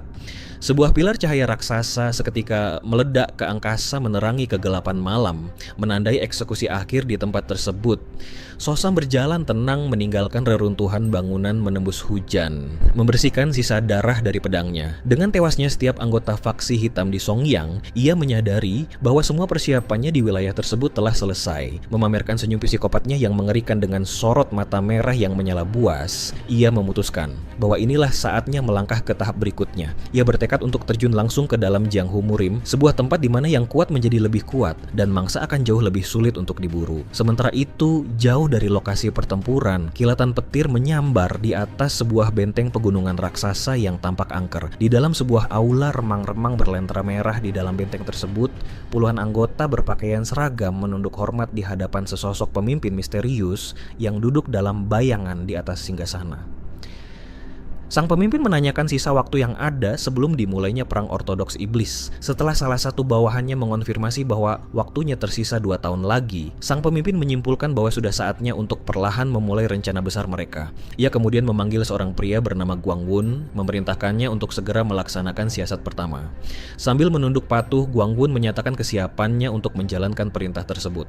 Di sebuah kota yang ramai di bawah langit biru yang cerah, Sosam menuntun kudanya berjalan melewati jalanan kota. Di sebuah kedai, 2 orang pengunjung sedang membicarakan berita mengenai pendekar tanpa nama yang akhirnya berhasil menghancurkan faksi hitam. Salah satu pengunjung mengusulkan agar sang pendekar dipanggil sebagai pendekar benar tanpa nama karena telah membersihkan seluruh anggota faksi gelap di Bongyang. Namun, seorang pria parubaya yang sedang menggigit tusuk gigi meragukan apakah tindakan membunuh orang sebanyak itu bisa dibenarkan. Mendengar keraguan tersebut, pengunjung pertama langsung memarahi pria parubaya itu dan mengingatkannya pada perbuatan keji faksi hitam, menegaskan bahwa para bajingan itu pantas mati. Pria parubaya itu pada akhirnya setuju, mengakui bahwa baik pejabat pemerintah maupun faksi ortodoks tidak pernah peduli pada rakyat kecil dan hanya pendekar tanpa nama yang mau membela mereka. Percakapan itu memicu sorak-sorai dari seluruh penjuru kedai dan menyebar ke jalanan. Orang-orang bersorak memuji dan mendoakan umur panjang bagi pendekar tanpa nama. Di tengah keramaian tersebut, Sosam menundukkan wajahnya dan menyadari di dalam hati bahwa sudah waktunya ia pergi dari tempat itu juga. Pada malam harinya di sebuah area bangunan tradisional, Sosam mendapatkan sebuah layar notifikasi sistem yang memperingatkan adanya musuh dengan selisih level 10 atau lebih yang sudah mendekat dalam jarak 20 meter. Kemampuan mata roh miliknya menunjuk ke arah kandang kuda. Saat ia masuk, Sosam terlihat berlutut di lantai sementara 2 orang pria tengah berdiri di dekat kudanya. Pria pertama adalah Gi Daehyo, sang pemimpin unit Black Crow. Pria kedua adalah kepala klan Danri Cheonwoo, berjuluk pedang setan terbang surgawi. Danri Cheonwoo yang sedang mengelus kuda milik Sosam menyatakan bahwa sudah waktunya untuk mengucapkan selamat tinggal kepada kuda tersebut. Danri Cheonwoo menjelaskan bahwa pada bulan purnama berikutnya, putri kedua dari kepala klan Namgung akan menikah. Ia bermaksud mengirimkan kuda itu sebagai hadiah ucapan selamat, bahkan menyatakan bersedia melakukan hal yang lebih jika ia bisa mengirimkan salah satu putranya ke klan Namgung untuk janji pernikahan dan upacara 9 hormat. Meskipun sadar klan Namgung mungkin tidak menginginkan hal itu, Danri Cheonwoo tidak peduli dan menuntut agar hal itu tetap dilakukan dengan cara apapun. Dengan mata yang bersinar mengancam dan aura energi biru, ia menekan bahu Gi Daehyo untuk memastikan perintahnya dilaksanakan. Setelah Gi Daehyo menyanggupinya, Danri Cheonwoo memerintahkan keberangkatan besok pagi dan Sosam yang berlutut di lantai harus dibawa serta untuk mengurus kuda. Keesokan harinya, seluruh unit Black Crow telah selesai berkumpul. Sosam tampak bersandar di sebuah dinding di dekat kudanya. Ia merenungkan cara untuk mempelajari ilmu bela diri yang benar. Ia mengingat saat mencoba meniru ilmu bela diri berdasarkan gerakan para prajurit, namun menyadari itu tidak lebih dari sekadar tiruan. Ia menyimpulkan bahwa pilihan terburuk adalah belajar dari manual rahasia, sedangkan pilihan terbaik adalah belajar langsung dari seorang guru. Meskipun usianya sudah 18 tahun, ia menargetkan klan Namgung, salah satu dari 5 klan besar dataran tengah dengan kekuasaan mutlak di Anhui. Ia meyakini pasti akan ada jalan di sana sekaligus kesempatan untuk menemukan mangsa yang lebih kuat. Sementara itu, Gi Daehyo memeriksa kelengkapan pasukan. Seorang bawahan melapor bahwa semua sudah berkumpul kecuali tuan muda dan nona muda. Gi Daehyo berdecak kesal menduga Danri Ganghai masih berada di sebuah kedai di distrik Bongyang, sedangkan Danri Hui yang benci bepergian bersama bawahannya akan ikut menyusul belakangan. Rombongan pun mulai bergerak. Di tengah perjalanan kota, Gidaeyo tiba-tiba memerintahkan pasukannya berhenti setelah mendengar keributan. Ia memegang kepalanya dengan rasa frustrasi. Pelakunya adalah Danri Ganghae, putra sulung Danri Cheonwoo, seorang jenius bela diri dengan bakat luar biasa, namun memiliki karakter yang sangat buruk. Tampak Danri Ganghae sedang memukuli orang dengan melepaskan gelombang energi hijau yang mementalkan seorang pria hingga terbentur bangunan. Gidaeyo berteriak memanggil Tuan Muda Danri dengan panik.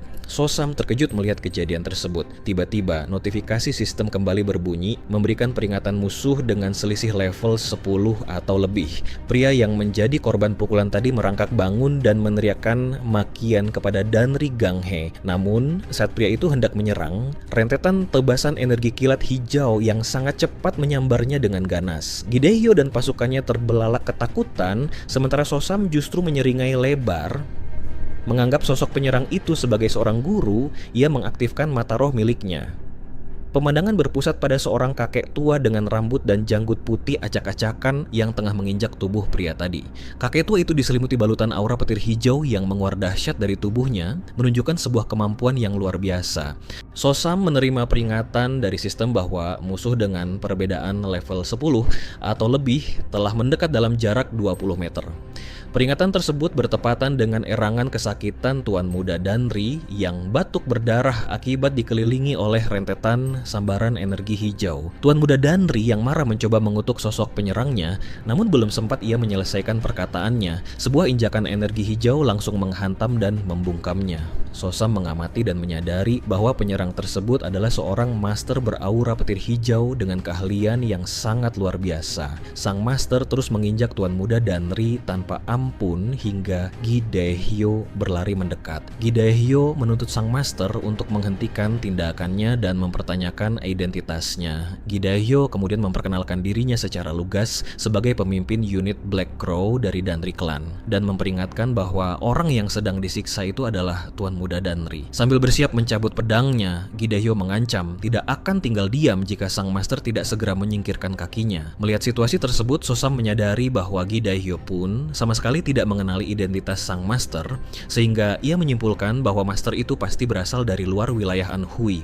Sosam meyakini bahwa dengan kekuatan orang-orang yang ada di sana, mereka tidak akan pernah bisa mengalahkannya. Meski begitu, Sosam yakin mereka tidak akan mati karena ia mengumpamakan bahwa tidak ada singa yang mengerahkan seluruh kekuatannya hanya untuk membunuh seekor serangga. Sang master dengan santai membersihkan telinganya dan menghina Danri Clan dengan menanyakan apakah klan tersebut adalah sesuatu yang bisa dimakan. Tuan Muda Danri yang masih terinjak merespons dengan teriakan amarah atas hinaan tersebut. Sang master membalas bahwa ia benar-benar tidak tahu tentang Danri Clan dan menganggapnya hanya sebagai sesuatu untuk diinjak, lalu kembali menekan kakinya dengan keras. Kehabisan kesabaran, Gidaeyo memerintahkan seluruh anggota unit Black Crow untuk menyerang dan menyelamatkan Tuan Muda Danri. Saat pasukan Black Crow menyerbu secara serentak, sang master merentangkan tangannya dan melepaskan ledakan energi hijau yang seketika mementalkan Gidaeyo beserta seluruh pasukannya. Terkapar di tanah, Gidaeyo dengan ketakutan menyadari bahwa serangan tersebut adalah teknik Soul Chasing Flying Butterfly. Sang master memuji ketajaman mata Gidaeyo dan akhirnya mengungkapkan identitas aslinya sebagai Tang Wu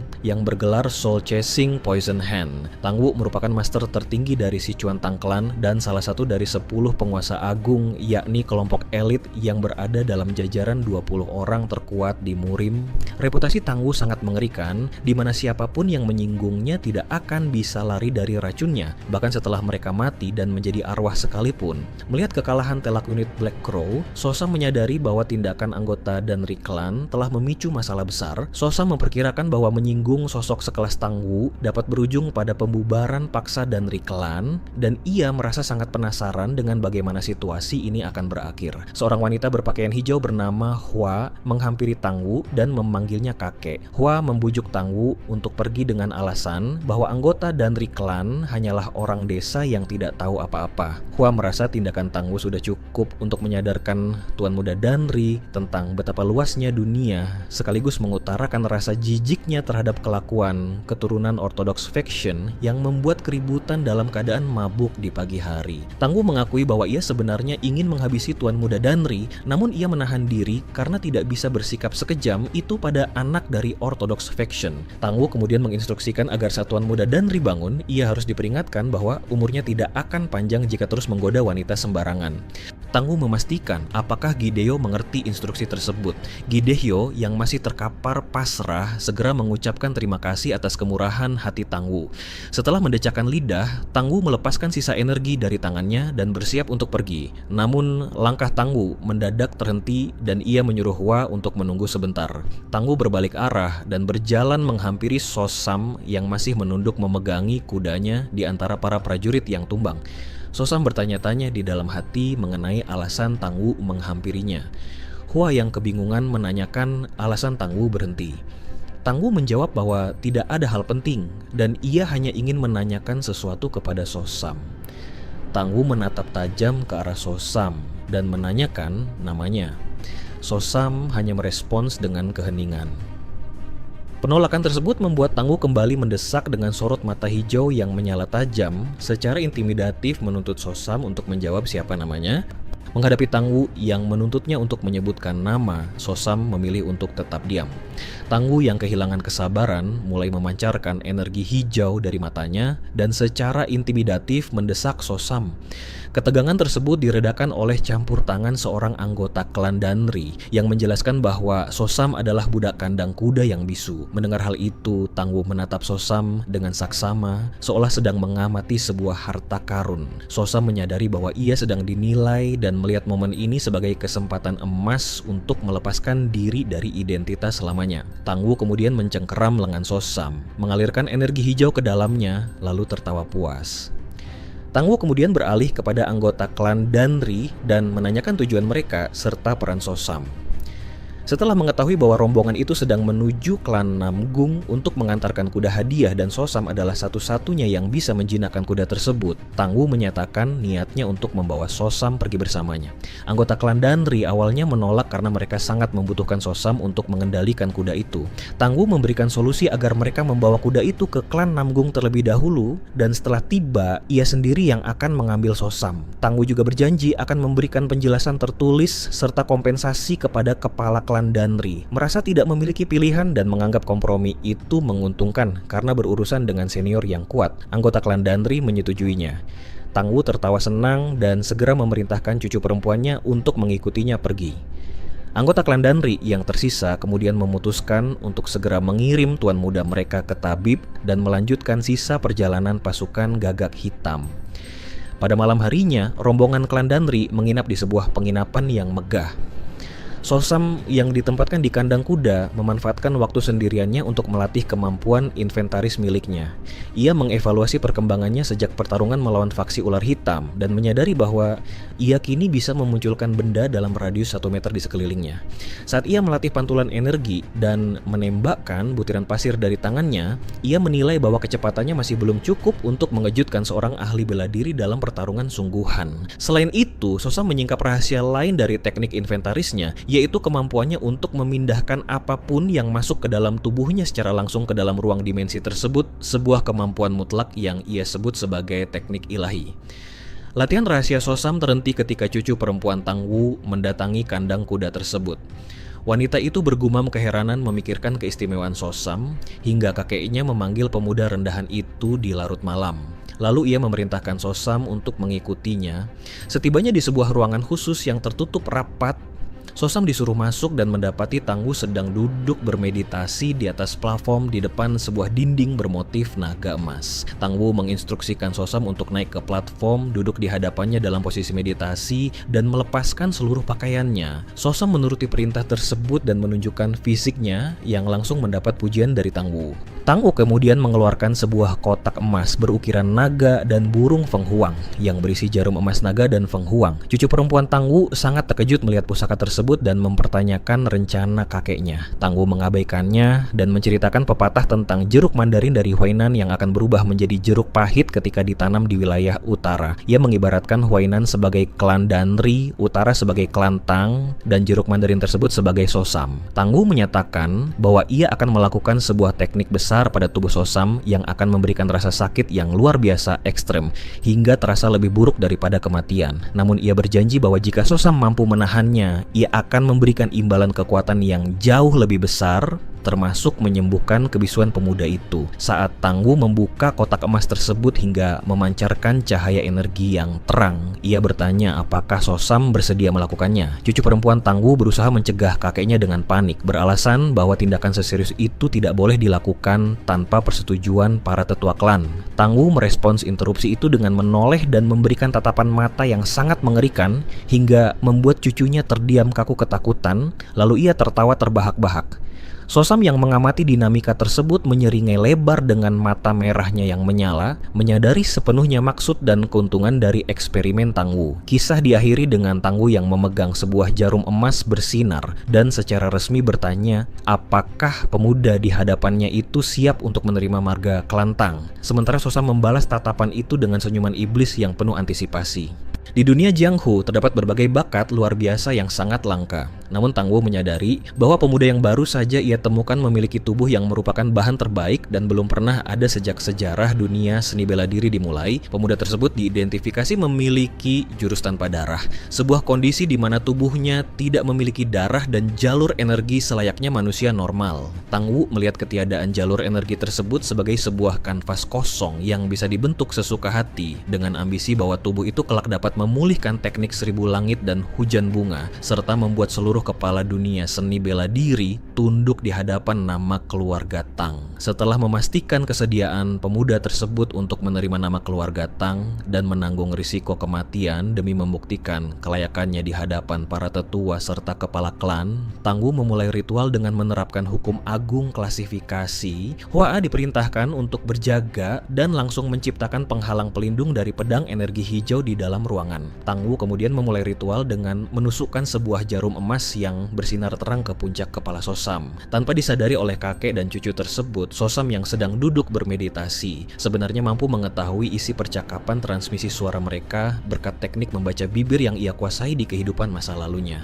Melalui pengamatan tersebut, Sosam mengetahui perihal kondisi tubuh tanpa darahnya, yang bertepatan dengan munculnya jendela notifikasi sistem yang memberitahukan bahwa ia telah mempelajari keahlian baru berupa lightness skill dan 3 bakat pedang. Menyadari bahwa keanehan tubuhnya telah disalahartikan oleh Tangwu, Sosam memutuskan untuk menempatkan dirinya dan mengikuti alur pertunjukan kakek tersebut. Tangwu melanjutkan prosesinya dengan menancapkan puluhan jarum bercahaya ke seluruh punggung Sosam, menciptakan jalur darah buatan sementara yang luar biasa lancar dan mampu mengalirkan energi beberapa kali lipat lebih cepat dibandingkan orang biasa di dunia bela diri. Didorong oleh rasa kagum sekaligus sifat posesif yang ekstrim atas bakat langka yang tak tertandingi itu, Tangwu mengambil sebuah tindakan pencegahan. Ia mengeluarkan dan memasukkan kelabanggu, racun mematikan dari ilmu rahasia Kelantang keempat, ke dalam telinga Sosam dengan niat mutlak untuk mencabik-cabik tubuh tersebut agar tidak bisa didapatkan oleh orang lain jika suatu saat ia tidak bisa memilikinya. Bertepatan dengan matahari yang terbit di ufuk timur, Tangwu mendeklarasikan bahwa ritual agungnya telah selesai. Ia menegaskan bahwa pemuda di hadapannya bukan lagi orang cacat dari klan Danri, melainkan telah menjadi bagian dari Kelantang yang merupakan keluarga nomor 1 di Sichuan, dan secara resmi memberinya nama Tangsam. Pemuda itu mengiyakan pemberian nama tersebut dan melangkah keluar ruangan melewati Hua yang tampak menunggu di balik pintu. Sembari melangkah di bawah sinar matahari pagi, Tangsam menggunakan aura energinya untuk meremukkan kelabanggu di telapak tangannya hingga hancur berkeping-keping diiringi senyum yang menyeringai. Keberadaan Sosam si bisu dari klan Danri telah sepenuhnya berakhir, digantikan oleh entitas baru bernama Tangsam dari klan Tang Sichuan yang kini menganggap pijakan barunya tersebut sebagai sayap baru untuk mengarungi tujuannya. Di sebuah bangunan megah di bawah sinar bulan purnama, Pagahyol tengah melakukan hubungan intim dengan seorang wanita. Aktivitas mereka mendadak terhenti ketika seorang pembunuh gelap menerobos masuk melalui atap ruangan. Pagahyol dengan sigap merespon dan langsung membantai sang pembunuh hingga darahnya mengotori pakaian sutranya. Merasa kesal karena pakaian mahalnya hancur, ia menuntut identitas penyusup lain yang tersisa di ruangan tersebut. Pembunuh kedua bermata menyala langsung menyerangnya menggunakan pedang beraura gelap. Pagahyol menangkis serangan tersebut dengan belati beraura merah muda dan meremehkan kekuatan lawannya. Ia kemudian melancarkan serangan balasan berupa tebasan energi yang memaksa sang pembunuh menggunakan teknik pusaran mematikan. Mengenali teknik tersebut, Pagahyol menyadari bahwa lawannya menggunakan teknik pedang Mokwangsal. Adegan beralih pada percakapan antara Pagahyol dengan seorang pria besar bernama Gwangun. Gwangun menyampaikan bahwa ia membawa perintah tingkat 1 dari bayangan. Mendengar tingkat urgensi tersebut, raut wajah Pagahyol berubah serius dan ia segera menanyakan situasi Byun Yonghwa. Gwangun menjelaskan bahwa pada tanggal 15 bulan ini akan dilangsungkan upacara pernikahan Byun Yong di klan Namgung. Pagahyol tampak terkejut dan segera menanyakan status para pengawal. Gwangun mengonfirmasi bahwa semua orang akan hadir kecuali Byun Yong dan Namgung Hye. Pagahyol kemudian mengevaluasi situasi, menyatakan bahwa kekuatan cabang mereka saat ini tidak akan cukup untuk menghadapi racun pemburu jiwa yang akan segera tiba di Anhui. Gwangun meyakinkannya bahwa 5 bayangan akan diturunkan untuk menangani hal tersebut. Merasa bahwa bantuan 5 bayangan sudah memadai, Pagahyol menganggap urusan mereka selesai. Namun saat ia menanyakan kembali nama Byun Yong, wujud Gwangun tiba-tiba menghilang menjadi bayangan hitam, membuat Pagahyol mengeluhkan betapa menyebalkannya kelakuan Gwangun yang tidak pernah berubah. Pagahyol kemudian mengungkapkan rasa irinya terhadap Byun Yong yang berhasil menjadi pahlawan aliran ortodoks dan mendapatkan pasangan tercantik di Anhui, sementara ia sendiri harus membusuk di tempat gelap. Ia kemudian memerintahkan bawahannya untuk membersihkan kamarnya, menyingkirkan kekacauan di tempat tidur, dan membunuh semua penjaga yang bertugas pada hari itu. Bawahan tersebut mematuhi perintahnya dan memanggilnya sebagai kepala cabang.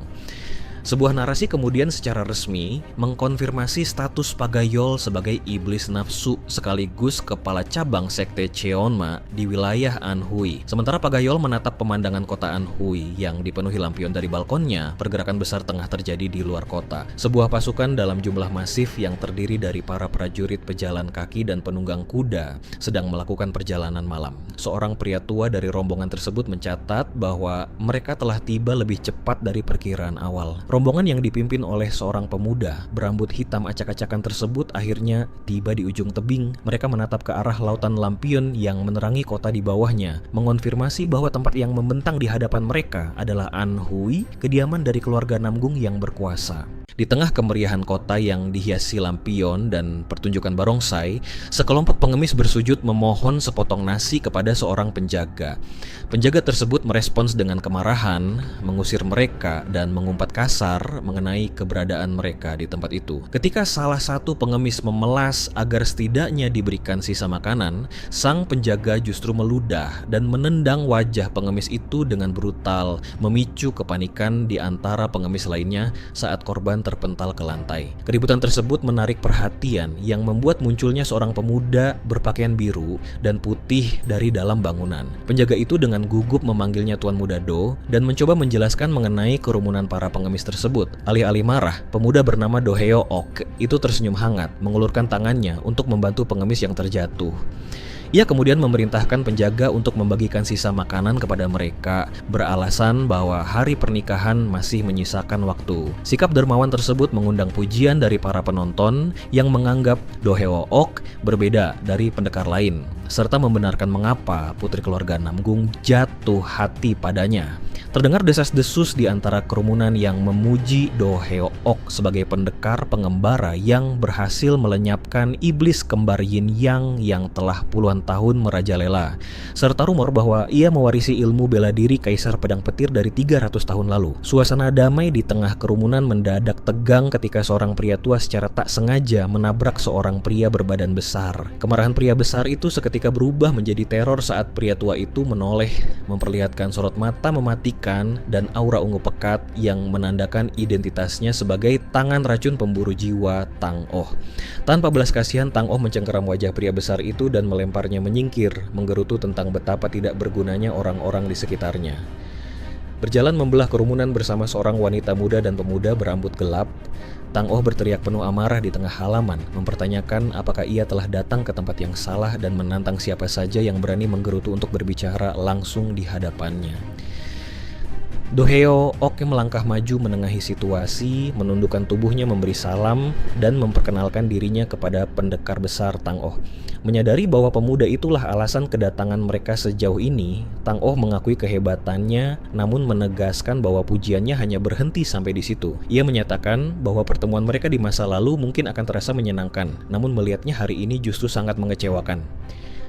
Tang Oh berjalan masuk dengan santai sambil menanyakan tentang keberadaan kepala keluarga di dalam. Do Heok Ok memberitahu bahwa kepala keluarga sudah menunggu di dalam dan menawarkan diri untuk segera mengantar Tang Oh ke aula raja. Saat Do Heok Ok itu berlari mendahului, pandangan pemuda berambut gelap bernama Dong Bongsu terpaku tajam pada punggung Do Heok. Sebuah layar peringatan sistem tiba-tiba menyala di hadapannya, memberitahukan bahwa musuh dengan selisih lebih dari 10 level telah mendekat dalam jarak 20 meter. Mengamati jarak langkah Do Heo Oke yang konsisten dan gerakannya yang sangat stabil tanpa celah sedikit pun, Dong Bongsu menyadari bahwa peringatan itu sepenuhnya merujuk pada pemuda tersebut. Dong Bongsu merenungkan bagaimana setiap manusia secara natural pasti memiliki ketidakseimbangan fisik, namun sosok di hadapannya menunjukkan proporsi yang kelewat sempurna. Sebuah kesimpulan kelam terlintas di benak Dong Bongsu. Ia menyadari bahwa Do Heo Oke adalah entitas yang sama dengannya, sesama pemangsa yang secara apik menyembunyikan wujud aslinya dalam bentuk yang berbeda. Rombongan tersebut tiba di anak tangga bunga meriam aula raja keluarga Namgung, sebuah bangunan megah bertingkat yang atapnya dihiasi pedang-pedang peninggalan para kepala keluarga dari generasi ke generasi. Tang Oh mencibir tradisi tersebut, menganggap penyebutan gelar raja mereka hanyalah arogansi belaka, karena pada akhirnya mereka semua hanya akan tertidur di dalam kubur. Menolak keras permintaan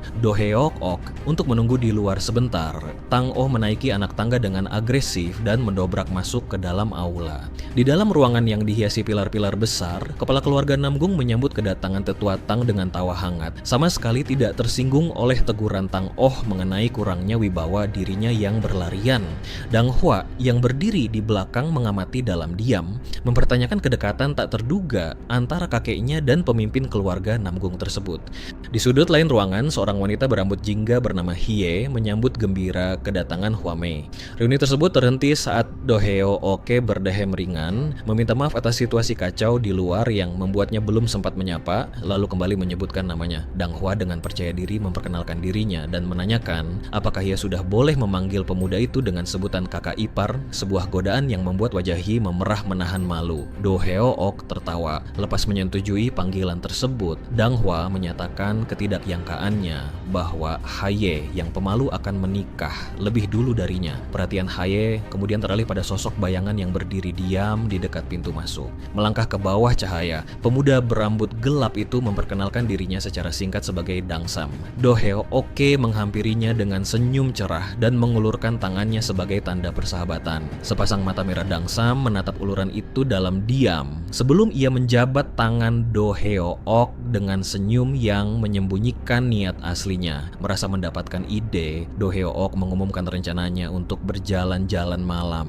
ke Danau Soho bersama Hai dan langsung mengajak Dang Sam untuk ikut serta. Di atas sebuah kapal, sekelompok wanita mengagumi keindahan Soho. Do Heo Ok kemudian menawarkan kepada Dong Bongsu untuk minum bersama karena para wanita sedang asyik berbincang dan menawarkan untuk mengeluarkan minuman keras yang bagus. Do Heo Ok jika dilihat sekilas merupakan pria yang akan menjadi menantu keluarga Namgung, namun bagi Dong Bongsu yang mengawasinya, Do Heo Ok adalah seorang predator yang menyembunyikan wujud aslinya. Dong Bongsu mengira jika orang dengan tingkat seperti Do Heo Ok sedang merencanakan sesuatu yang penting dan ia merasa tanpa sengaja terseret ke dalam suatu rencana besar yang tersembunyi. Tiba-tiba muncul peringatan sistem yang memberitahu bahwa ada musuh dengan perbedaan tingkat lebih dari 10 telah mendekat hingga jarak 20 meter darinya. Dong Bongsu menoleh ke arah bagian dalam kapal, mengira bahwa musuh itu adalah Do Heo Ok. Dengan menghitung tinggi kapal, Dong Bongsu memperkirakan bahwa ada musuh berada di dek bawah kapal.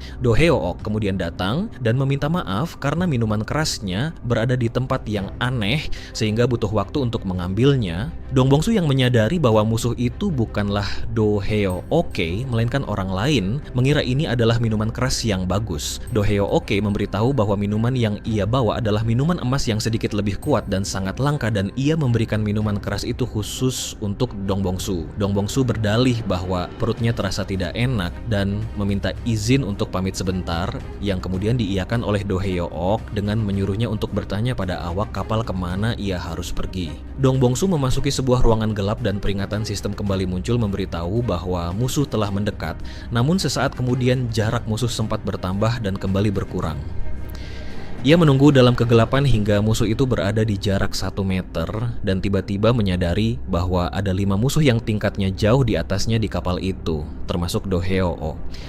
Ia menyimpulkan bahwa untuk menculik Namgung Hye, mereka sudah bisa melakukannya, namun fakta bahwa mereka belum melakukannya berarti kemungkinan besar tujuan mereka yang sebenarnya adalah keluarga Namgung. Dong Bongsu mengira bahwa kejatuhan klan Namgung akan sangat merepotkan, namun baginya yang paling penting adalah bahwa musuh-musuhnya ada di depan mata. Ia menyeringai membayangkan sebentar lagi ia harus bertindak. Di luar, sekelompok orang sedang berjalan, seorang pria mempertanyakan kepada kaptennya bernama Gon Sangong apakah mereka benar-benar harus memeriksa kanal. Kapten Gon Sangong memarahinya karena mengeluh saat hanya perlu mengikuti kanal dan memeriksanya. Gon Sangong lalu tersebut memegang kepala pria yang mengeluh itu, kemudian pria yang mengeluh itu memprotes tentang melakukan hal tersebut baginya tidak berguna. Gon Sangong memberitahu karena pernikahan sudah dekat, maka memeriksa 1 atau 2 kali adalah hal wajar.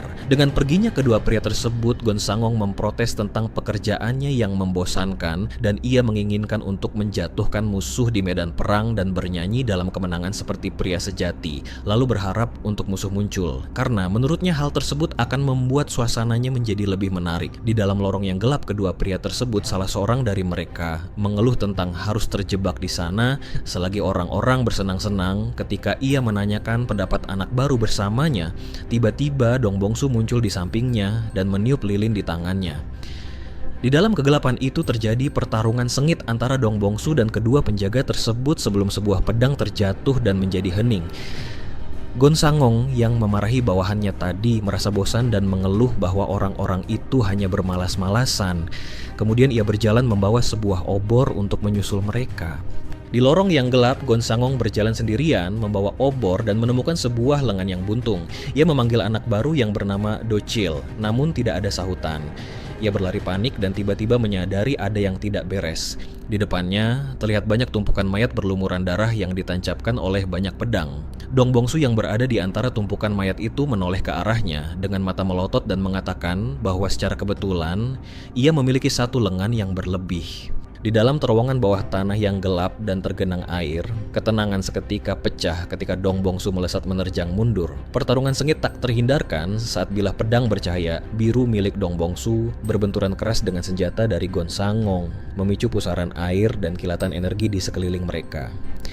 Gon Sangong menyadari bahwa lawannya jauh lebih kuat dari perkiraannya, lalu melepaskan tebasan energi melengkung yang dengan sigap dihindari oleh Dong Bongsu. Mengenali pemuda itu sebagai tamu yang datang bersama pemilik telapak beracun pemburu jiwa, Gon Sangong mempertanyakan motif pengkhianatan tersebut. Dong Bongsu yang berdiri menatap dari dalam kegelapan dengan tenang berdalih bahwa tindakannya adalah demi klan Namgung, sebuah pernyataan yang langsung memicu amarah Gon Sangong. Merasa prajuritnya telah dibantai layaknya daging rendahan, Gon Sangong bersumpah bahwa pemuda itu tidak akan mendapatkan kematian yang cepat. Mengumpulkan auranya, Gon Sangong mempersiapkan serangan mematikan, sementara Dong Bongsu merespons dengan memancarkan aura merah gelap yang mencekam. Gon Sangong merespon dengan menggunakan teknik awan surgawi yang mengalir, yang seketika dibalas oleh Dong Bongsu dengan melancarkan teknik pedang 3 kekuatan, bentuk kedua serangan langsung naga kuning. 2 kekuatan raksasa itu berbenturan hebat, menciptakan ledakan cahaya, menyilaukan yang menghempaskan Gon Sangong mundur melewati pusaran genangan air. Tidak ingin memberikan Dong Bongsu celah, Gon Sangong merangsek maju dengan rentetan tebasan energi biru yang mengoyak tubuh Dong Bongsu, menguras HP-nya. Mengira kemenangan sudah di tangan, Gon Sangong melesat cepat dan dengan 1 ayunan brutal berhasil memenggal jari Dong Bongsu, membuat darah memuncrat ke udara. Gon Sangong tertawa meremehkan lawannya yang kini tak bersenjata. Namun tawanya terhenti saat ia menyadari bahwa sebuah serangan tak terlihat hampir saja membelah wajahnya, memicu kepanikan tentang teknik aneh yang baru saja dihadapinya. Dalam bayang-bayang terowongan, Dong Bongsu kembali memposisikan dirinya dan melancarkan tebasan horizontal dengan tangannya yang tersisa, memunculkan kilatan bilah pedang yang muncul dan menghilang dalam sekejap. Gon Sangong nyaris tak bisa menghindar sebelum sebuah benturan energi raksasa menghantamnya, menerbangkan tubuh besarnya keluar dari terowongan hingga menembus permukaan air dan melesat jauh ke udara malam di bawah sinar bulan purnama. dihantui bayangan kematian. Namun saat melihat Don Bongsu ikut terlempar dan merangkak mendekatinya dengan tubuh yang hancur, Gonsangong kembali tertawa penuh kemenangan, merasa kekhawatirannya tadi sia-sia karena lawannya sudah mencapai batas. Di sisi lain, meski terluka sangat parah dan kehilangan jarinya, Don Bongsu menyadari bahwa titik pengalamannya hampir penuh, memunculkan seringai gila dengan sorot mata merah menyala saat ia memutuskan untuk menggunakan satu-satunya cara mematikan yang tersisa. Merasa senang dan sombong ketika melihat perlawanan lawannya, Gonsangong memusatkan seluruh sisa kekuatannya untuk melepaskan teknik pedang angin surgawi bentuk terakhir, memanggil pusaran energi yang bermanifestasi menjadi angin surgawi, membelah langit. Menganggap Don Bongsu hanya bermimpi untuk menjatuhkannya bersama-sama, Gonsangong tak menduga saat Don Bongsu dengan nekat menerjang langsung ke dalam badai energi tersebut. Tubuh Don Bongsu tercabik-cabik oleh pusaran angin saat ia memaksakan diri menembus pertahanan lawannya demi mendaratkan satu tendangan telak. Meskipun berhasil menjatuhkan lawannya, Gonsangong yang ikut terluka parah itu terus menghina pemuda yang kini terkapar tak berdaya di genangan darah. Namun, dari dalam mulut pemuda yang terbaring dengan senyum mengerikan itu, tiba-tiba memancar cahaya biru yang sangat menyilaukan. Sorot mata pria tua itu membelalak dipenuhi teror sebelum pandangannya menjadi kosong, karena kepalanya tertembus sebilah pedang yang menancap lurus dari atas hingga menembus tanah.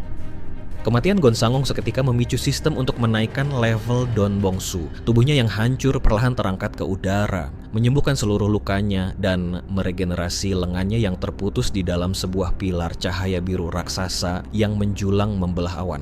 Cahaya luar biasa dari kebangkitan itu menerangi seluruh wilayah kediaman klan pada malam itu, menarik perhatian seorang pria berotot berambut putih yang mempertanyakan fenomena tersebut. Di tempat lain yang bernuansa merah gelap, Don Bongsu terlihat menusuk secara paksa sebuah senjata ke lengah sebuah mayat, berdiri mematung di tengah ruangan yang dipenuhi oleh mayat dan genangan darah sambil menyadari bahwa pembantaian tersebut telah selesai. Di bawah langit malam yang diterangi rembulan, kediaman klan Danri dilahap kobaran api yang sangat dahsyat.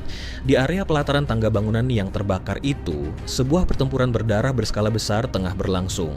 Patriark klan Danri, Danri Chunwu, berdiri mematung menatap kehancuran klannya ketika sesosok bayangan kelam yang memancarkan aura hitam melangkah pelan keluar dari balik kobaran api. Danri Chunwu dengan penuh ketakutan menanyakan identitas sosok misterius itu dan alasannya menyerang klan mereka. Tanpa peringatan, sosok bayangan itu menebaskan pedangnya dengan kecepatan kilat, memenggal kepala Danri Chunwu hingga menggelinding ke lantai yang segera disusul oleh ambruknya tubuhnya. Di tengah genangan darah tersebut, seorang pembunuh bercadar menginstruksikan bawahannya untuk segera melapor kepada bayangan abu bahwa klan Danri telah sepenuhnya dimusnahkan dan rencana besar kini mulai dijalankan.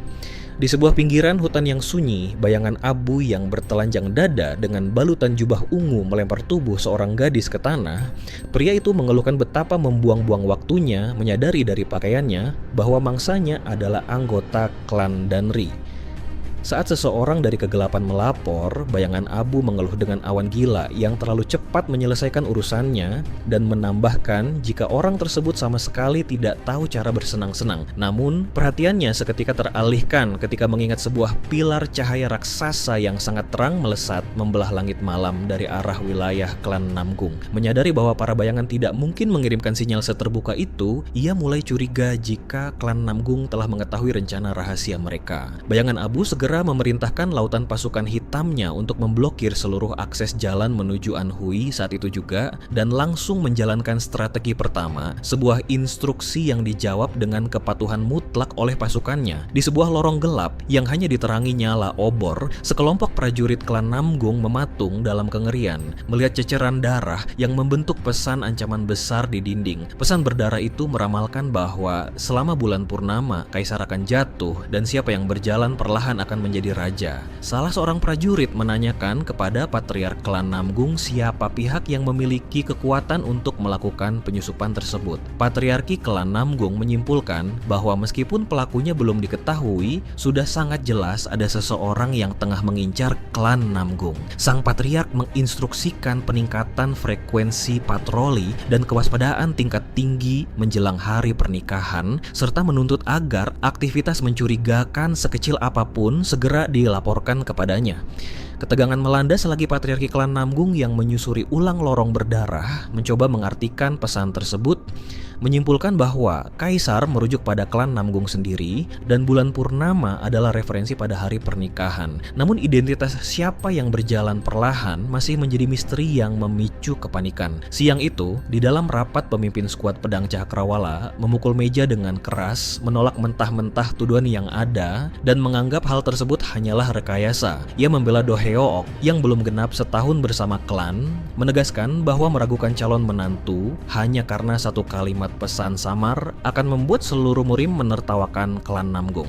Sebaliknya, pemimpin skuad pedang tanpa batas, Namgung In, memiliki pemikiran yang berbeda menunjuk pada salinan pesan tersebut di atas meja dan berpendapat bahwa bagian akhir dari pesan itu merupakan referensi langsung yang mengarah pada Do Heook. Namgung In melanjutkan argumennya dengan nada serius, menekankan bahwa penyusup tersebut telah berhasil menembus pertahanan dalam klan besar Namgung, membunuh para prajurit, dan dengan berani meninggalkan pesan yang sangat jelas. Ia meyakini bahwa tujuan penyusup itu bukan sekadar untuk membunuh atau memata-matai mereka. Ia juga mengingatkan seluruh orang di ruangan itu tentang fenomena kilatan cahaya di malam sebelumnya, di mana sang penyusup secara terang-terangan mengirimkan sinyal sebelum menghilang seperti hantu. Pemimpin skuad pedang Cakrawala memotong ucapan itu dengan amarah, menganggap tindakan menangkap Do Heook berdasarkan tuduhan tak berdasar dari seorang penyusup akan sangat mencoreng kehormatan klan. Lalu jika benar itu adalah rekayasa, ia mempertanyakan bagaimana mereka bisa menatap wajah Nonahi setelahnya. Patriark klan Namgung akhirnya menengahi, menyatakan bahwa keduanya benar, sang penyusup memang sangat mencurigakan, tetapi mereka juga sama sekali tidak boleh mengabaikan kemungkinan terkecil. Patriark menjelaskan bahwa untuk mengantisipasi segala kemungkinan, pemimpin skuad petir surgawi dan pemimpin skuad angin surgawi telah dikirim untuk menyelidiki wilayah Hefei guna mendeteksi pergerakan sekecil apapun. Jika ada faksi yang bersekongkol melawan mereka saat bulan purnama, maka akan sudah terdeteksi. Tiba-tiba, pintu aula didobrak secara kasar oleh seorang pria yang berlari terengah-engah membawa laporan mendesak. Orang tersebut adalah pemimpin skuad petir surgawi, Namgung Hu. Patriarki klan Namgung menanyakan situasinya. Namgung Hu dengan wajah pucat pasi melaporkan bahwa dari seluruh anggota yang dikirim untuk menjelajah, tidak ada satupun yang kembali. Padahal mereka seharusnya sudah kembali dalam waktu 1 jam. Kabar hilangnya seluruh pasukan penyelidik itu membuat seluruh petinggi klan di ruangan tersebut terkesiap. Patriarki segera menepuk pundak Namgung Hu, meminta penilaian atas situasi genting tersebut. Namgung Hu menyimpulkan dengan keringat dingin bahwa klan Namgung tampaknya telah dikepung secara total oleh pasukan musuh di luar sana. Menyadari bahwa wilayah Hefei benar-benar sedang dikepung, Patriarki klan Namgung memegangi kepalanya, meragukan jika musuh tersebut berasal dari 28 saluran Yangtze karena adanya perjanjian agar angkatan laut tidak masuk ke daratan. Beberapa petinggi klan kebingungan memikirkan siapa faksi di Anhui yang mampu memobilisasi orang dalam jumlah sebanyak itu secara tiba-tiba. Namgung In kemudian memecah kebuntuan tersebut dengan menyatakan bahwa di seluruh dunia murim hanya ada satu pihak yang memiliki kekuatan absolut untuk mengepung klan Namgung. Diiringi kilatan petir yang menyambar menunjukkan kastil bernuansa merah gelap nan angker, nama kultus iblis surgawi pun disebut. Di saat yang sama, mengatakan kembali ramalan tentang kejatuhan kaisar di bawah bulan purnama, sosok Dong Bongsu berdiri menatap gedung klan Namgung di hadapannya. Ia kemudian menyeringai buas, mengatakan bahwa dirinya lah sosok yang berjalan perlahan tersebut yang sebentar lagi akan merebut takhta dan menjadi raja.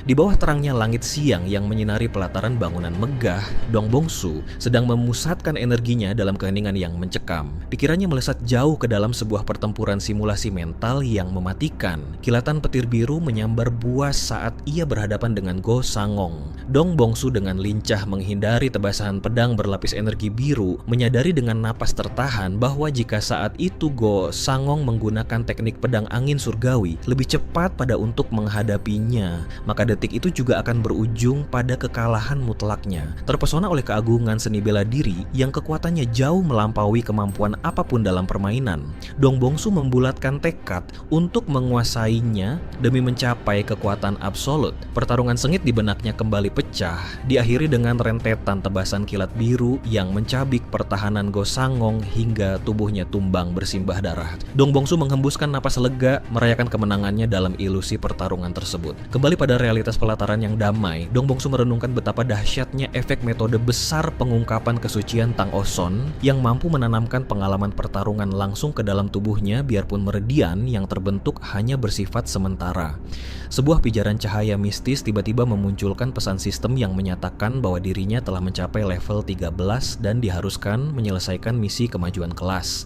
Syarat untuk membunuh 100 musuh di atas level 10 seketika memicu keraguan di benaknya, mengingat musuh di level 5-6 sebelumnya saja sudah cukup menyulitkan. Namun, lamunannya terpecah secara paksa oleh suara ledakan dahsyat yang menggemuruh dan membelah langit dari arah kejauhan. 10 menit sebelum kekacauan tersebut terjadi, Do Hyeok melangkah tergesa-gesa menyusuri tempat terjadinya pertempuran di klan Namgong.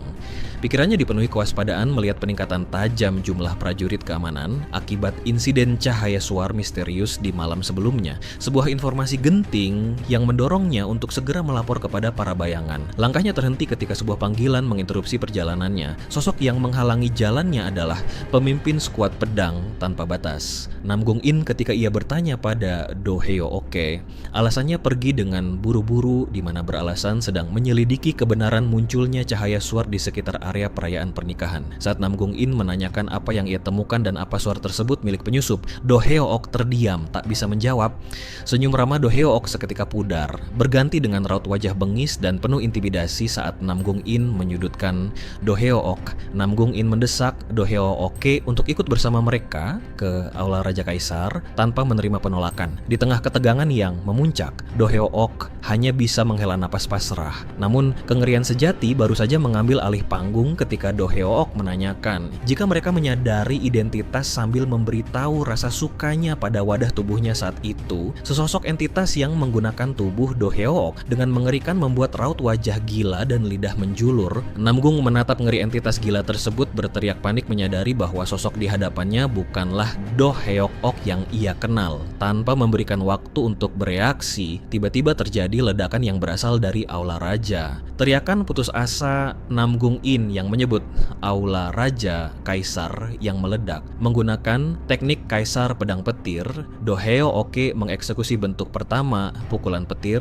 melepaskan sebuah gelombang kejut petir berwarna kuning, keemasan berskala masif yang menyerang skuad pedang tanpa batas dan menghancurkan pelataran batu hingga berkeping-keping. Kepulan debu dari kehancuran itu perlahan menyingkap Namgung In yang terbatuk, memuntahkan darah, jatuh tengkurap tak berdaya, menyadari kekuatan tak masuk akal Do Hyeok yang mampu meruntuhkan seluruh anggota skuad pedang tanpa batas hanya dalam satu pukulan telak. Do Hyeok dengan tubuh yang diselimuti aura petir mencekam menatap Namgung In. Kepanikan massa seketika meledak ketika Do Hyeok tanpa ampun menebas seorang pria yang mencoba menghentikan aksinya, membiarkan ceceran darah mewarnai kengerian warga yang berlarian panik menjauhi Do Hyeok yang mereka teriaki telah sepenuhnya menjadi gila.